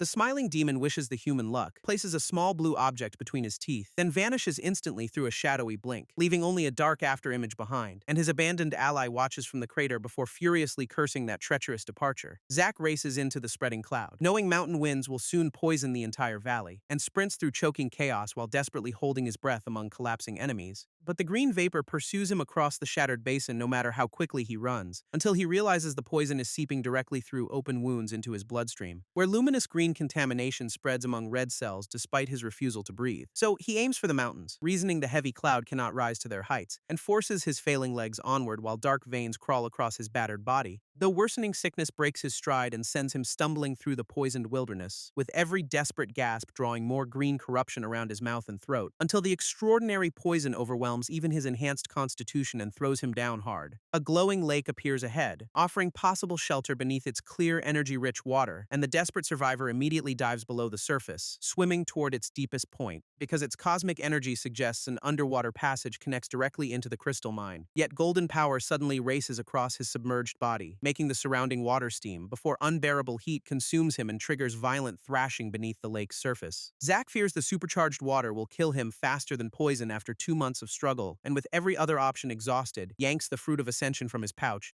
then bites deeply into its glowing flesh, demanding that the hard-won treasure save him, only to pause amid the agony when its supernatural flavor proves unexpectedly delicious, before cool energy begins suppressing the poison, offering one fragile chance of survival. Yet underwater heat soon returns inside his body, signaling an entirely different dangerous reaction, and he realizes the fruit itself is heating him, meaning this supposed cure feels terribly wrong. As burning cycles surge repeatedly through his submerged body until endurance finally begins failing, while alternating cold and heat torment him worse than Rydell's sword or lightning ever managed, until numbness claims both arms and his consciousness starts fading through the glowing depths, then spreads across his chest, leaving him unable to feel anything as golden power rages, before he somehow reaches an underwater cavern ledge surrounded by pale Nexus crystal growths, and breaks the surface with a desperate splash, gasping above the luminous blue pool, then crawls onto rock while coughing, sputtering, and dragging his axe from the water, where another convulsion spills water from his mouth across the cold cavern floor, and leaves his exhausted body collapsing beside the weapon while broken words escape. Though barely conscious, Zachary Atwood summons his status to discover what the fruit changed. The panel identifies a level 36 E-grade human with vastly improved attributes and 2 unfamiliar titles, including strength at 189, finally breaking through its former 175 limit, so he opens the new title interface to examine Planetary Aegis and One Against Many. One Against Many rewards 10 endurance for surviving 500 same-tier warriors, while Planetary Aegis boosts every attribute by 5 points and 5% because Zack became Earth's first person to stop an incursion, making the battered pioneer smile over placing first again before exhaustion pulls him down. He leans against the cavern wall and releases a long, relieved sigh after surviving, then assumes many demons escaped, especially Ogras, whose help still cannot earn his trust, so he promises a proper future confrontation before opening the system's quest interface, where Off With Their Heads shows complete, rewarding 10 E-grade Nexus crystals, equipment, and a performance-based unique building, while Incursion Master now displays 0 of 3 beside a 43-day countdown toward protection, and Forrester's constitution unexpectedly advances to 8 of 30, though Lone Walker remains at 0, which confuses Zack after running dozens of kilometers since receiving that movement quest, until inspecting his boot sole reveals why those journeys never counted as touching Earth, because footwear prevented direct contact with the ground throughout every supposed Lone Walker step. So he removes the obstruction and tests the bare foot hardened by his new body, finding it tough enough to cross broken glass without suffering any meaningful cut. Satisfied, the newly evolved human grips his axe and prepares to continue traveling barefoot, but first fills a container with the luminous cavern water as emergency protection, then follows abandoned mining rails deeper inside, surprised that no demons remain guarding them, although carts still overflow with valuable glowing crystals that survived the valley slaughter, and the entire mining complex appears deserted despite so much wealth remaining completely exposed, before Zack emerges from a mountainside opening into brilliant daylight above the rocky cliffs. From the ridge, Zack spots an unfamiliar fortress sprawling across the forest below his position, and notices the Crimson Incursion Pillar has vanished. Although his unfinished work still demands investigation, the rebuilt stronghold now resembles a dense stone city, complete with walls, towers, and tents, proving Clan Azrezak labored relentlessly to fortify its foothold throughout the previous weeks. Yet walls that were fully manned during his first visit now stand completely empty, and even its imposing watchtowers remain unguarded despite massive defenses surrounding the settlement, though several columns of dark smoke rising inside confirm someone still occupies the city. So the barefoot warrior launches from the ridge and rapidly descends toward the nearest wall, where he lands silently, wondering whether the surviving army abandoned everything after losing its general, before rejecting that conclusion when a handful of distant figures move through the streets. They look like frightened civilians rather than warriors, wandering among empty buildings without direction, and their lost expression suggests the failed incursion left them stranded and leaderless. As Zack enters the deserted settlement and quietly approaches one isolated blue-haired resident, then clamps a hand over the small demon's mouth before she can raise an alarm. Her black eyes widen in terror while the unseen captor tightens his grip from behind and drags her swiftly into a narrow alley away from every possible witness, where he warns that one scream means death and demands clear acknowledgement of his words. The trembling captive nods beneath his palm, promising silent cooperation without risking speech, so he requests honest answers in exchange for releasing her unharmed and leaving afterward, then asks why anyone remains when the incursion failed, learning some survivors cannot return. The captive explains failure disgraced the clan, making return dangerous enough that some chose permanent exile, stunning Zack with the realization that his island now shelters an unknown number of demon refugees. She admits she only files documents but identifies Ogras as the true general who recently left. The interrogator accuses her of lying because he watched that commander get cut down, yet the terrified clerk swears Ogras remains alive and had departed the palace shortly beforehand. So Zack describes the white-haired, silver-armored lightning swordsman he believed held that title, and learns this was Rydell, merely the clan's second-in-command rather than its incursion general, which confirms his instinct that Ogras was the mysterious demon who assisted him throughout the crisis. Although he cannot explain why a living general satisfied the quest after temporarily killing himself, or why that schemer murdered his own ally, poisoned the army, and then traveled south, because the clerk says Ogras questioned many palace residents before departing in that direction, and Zack immediately recognizes South as the location of his vulnerable outpost and companions. Before leaving, he asks the captive's name. While she cautiously steps back into daylight, the blue-haired clerk introduces herself as Zakarith and offers the shorter nickname Zack, prompting the bald warrior to grin at their inconveniently similar names before raising his weapon and welcome her to Earth with a deceptive smile while preparing one final precaution. He bonks her unconscious with the axe handle, preventing any immediate warning about his departure, then leaves the harmless refugee slumped beside barrels and advances toward the fortress wall, which he vaults in a single leap while another urgent quest continues counting down, as refugee uncertainty and a missing general make the supposedly finished incursion even more complicated. Zack turns south and heads home, unwilling to leave the waiting Ogress unsupervised any longer, while a polished black boot quietly enters the concealed campsite ahead of his arrival, revealing the revived general crossing through the trees beneath a faint purple energy haze. Ogress surveys the trailer and crude fire pits, recognizing his enemy's hidden operational base, then nudges abandoned scraps with one boot and assumes some filthy animal occupies this place, dismissing its absent owner as a rabid beast while examining the blood-stained campsite, although he grudgingly admits these primitive enemies still managed to destroy his entire incursion, before discovering their nexus node and revising them upward from completely mindless ants. He knows failure should bar him from using any node, yet tests the crystal interface, which immediately erupts with crimson energy and violently rejects his completely unauthorized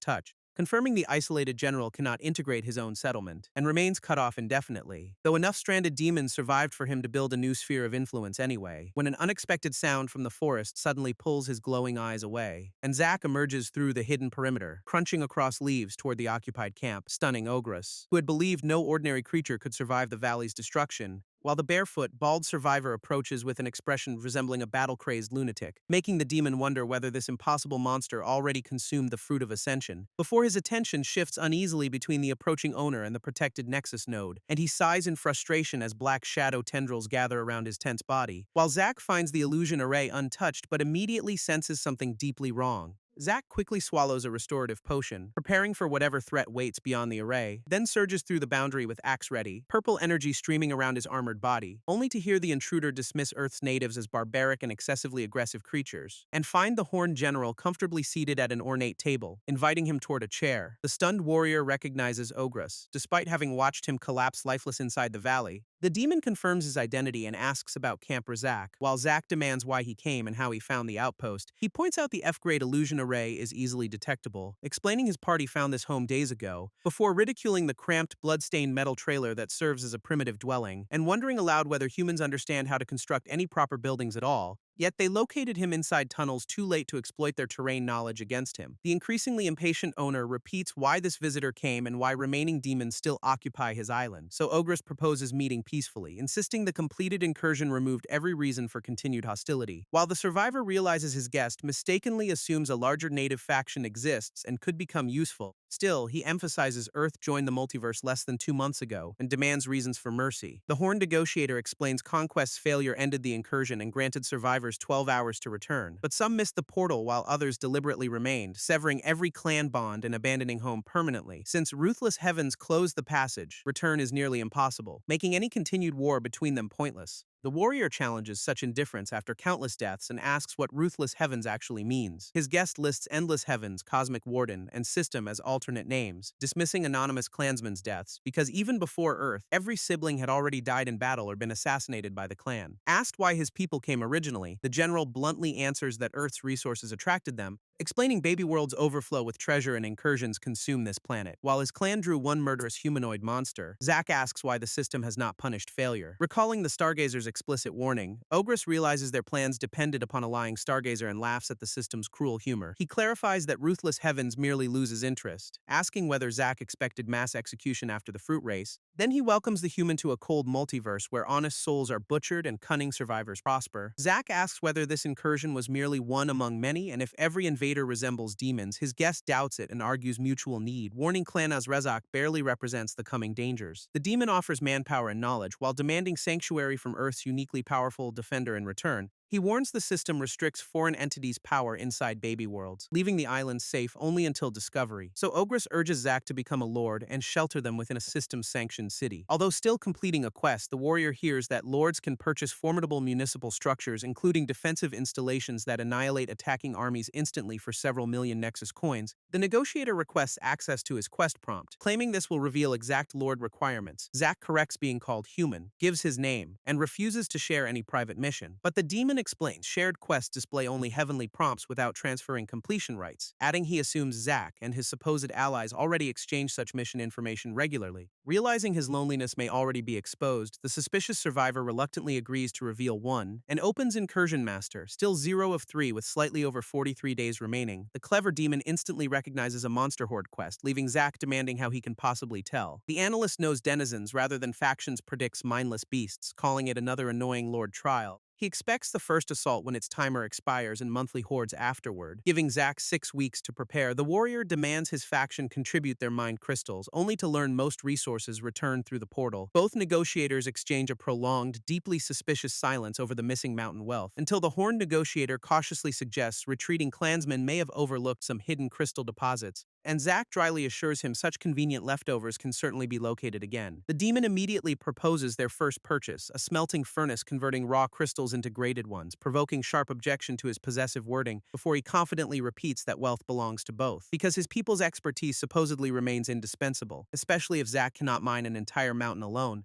The island's defender accepts cooperation, noting Ogress killed Rydell and helped poison half his own army. They agree to conceal those details from remaining demons, preserving trust before continuing practical negotiations. Then the visitor casually asks whether Zack realizes he has already been poisoned, instantly driving the alarmed warrior upright with a furious demand for an explanation. As his axe smashes through the table and he orders the startled demon to start talking, Ogress hastily identifies the cosmic water Zack drank and begs him to calm down, but the survivor assumes his pond was poisoned, forcing an emphatic denial from his guest, who says that raw water burns internal pathways, likely created when the system embedded the mountain's nexus vein. It replenishes cosmic energy within seconds, but repeated use damages the body and can kill. Although Zack insists he feels completely fine while standing over the shattered furniture, prompting the expert to observe that he just spent energy and should recover naturally without tools. Zack lowers his axe and reluctantly accepts the warning, still surrounded by drifting cosmic sparks, then notices his normally steady energy return has dwindled to barely a trickle despite being a non-cultivator. Asked how to recover, Ogress mentions extremely rare pills. Since most raw water drinkers die within 1 day, healing the ruined pathways is essential, because forcing more energy inward causes permanent damage and eventual starvation. The injured survivor realizes arriving hordes may force him to fight without cosmic energy and requests alternatives. His guest suggests remaining inside energy-rich regions. Although neither effectiveness nor required recovery time is certain, Zack quietly absorbs this grim prognosis while settling back into his chair to reconsider everything. Before the demon complains that progenitors irritate him, prompting an immediate demand for clarification, he identifies Zack as Earth's first generation of cultivators, blessed with extraordinary advantages despite total ignorance. Because these reckless newcomers perform astonishingly foolish acts, yet somehow keep emerging stronger than experts, while the system floods new worlds with unique titles and treasures, even simplifying creation of Dao seeds. The curious advisor asks what extraordinary reward came from defeating the incursion, exposing his interest, but the wary victor debates revealing anything to someone he still fundamentally distrusts, suspecting this friendliness may merely position the demon to rob or kill him later. Although sending him away would only encourage hidden observation, making visible cooperation safer, so Zack approaches the Nexus node and decides they should both discover the answer, which grades the incursion victory A after 47 days, calculating 88% contribution with one supporter, before materializing 10 E-grade Nexus crystals, alongside an entire set of regrid equipment. The robe and pants possess self-cleaning, self-mending fractals that distribute impacts across the wearer's body, while the complete equipment can additionally absorb and negate 2 incoming attacks every day.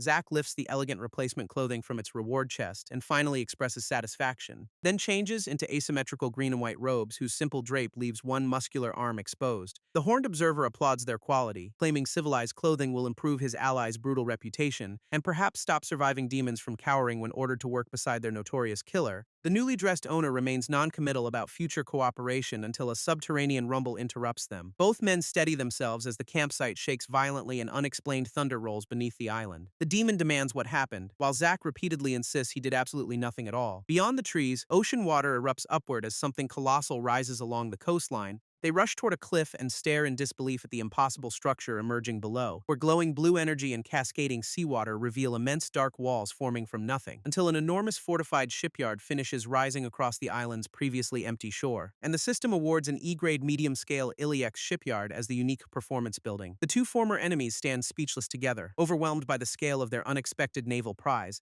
Ogress suddenly asks whether the magnificent structure is upgradable. Shaking with barely contained excitement, Zack misunderstands, so the demon orders him to inspect the building through his town menu and share its information. The owner opens a blue interface, locates the entry, and confirms the requested detail, revealing the E-grade medium-scale Iliax shipyard is indeed explicitly marked upgradable by the system, which makes the expert question his allies' impossible luck and declare this creator's shipyard transformative. The human wonders whether he accidentally built it, still unable to grasp the reward's value, while his exasperated advisor calls him swine before explaining Iliax are living golems. Ogress explains the Iliax rank among the multiverse's greatest builders and are commonly called creators, because their cosmic ships and sky fortresses are coveted everywhere, making this staffed facility unheard of. Zack compares cosmic ships to spaceships, but learns they traverse endless multiversal distances, and eagerly asks whether they will build one, only to hear the E-grade shipyard requires upgrades first. The advisor insists the facility must remain hidden beforehand, provoking questions about both secrecy and improvement, since every planetary faction would seize this treasure, while only its resident creators know the upgrade method. Zack agrees to question them himself, abruptly cutting off Ogress's enthusiastic offer to accompany him, by emphasizing that he intends to enter completely alone, leaving the would-be partner deflated. The sprawling docks remain silent as ocean waves crash against massive platforms and fortified workshops. Before the new owner steps inside a towering, golden-trimmed entrance and searches for inhabitants, Zachary Atwood introduces himself into the empty hall, politely asking whether his arrival disturbs anyone. A towering silver golem greets Mr. Atwood, identifying himself as Rom, liaison of Iliax pre-cosmic shipyard 65238 on Earth, then bows and promises to resolve every concern or complaint with efficient, equitable service, when another mechanical resident tells Zack to ignore that rigid old goat, proving their personalities differ. The newcomer stares at elegant articulated legs until their owner teasingly asks whether he is impressed, and boasts her body required 3 centuries plus stolen C-grade nebulous copper, probably causing her demotion to foreman.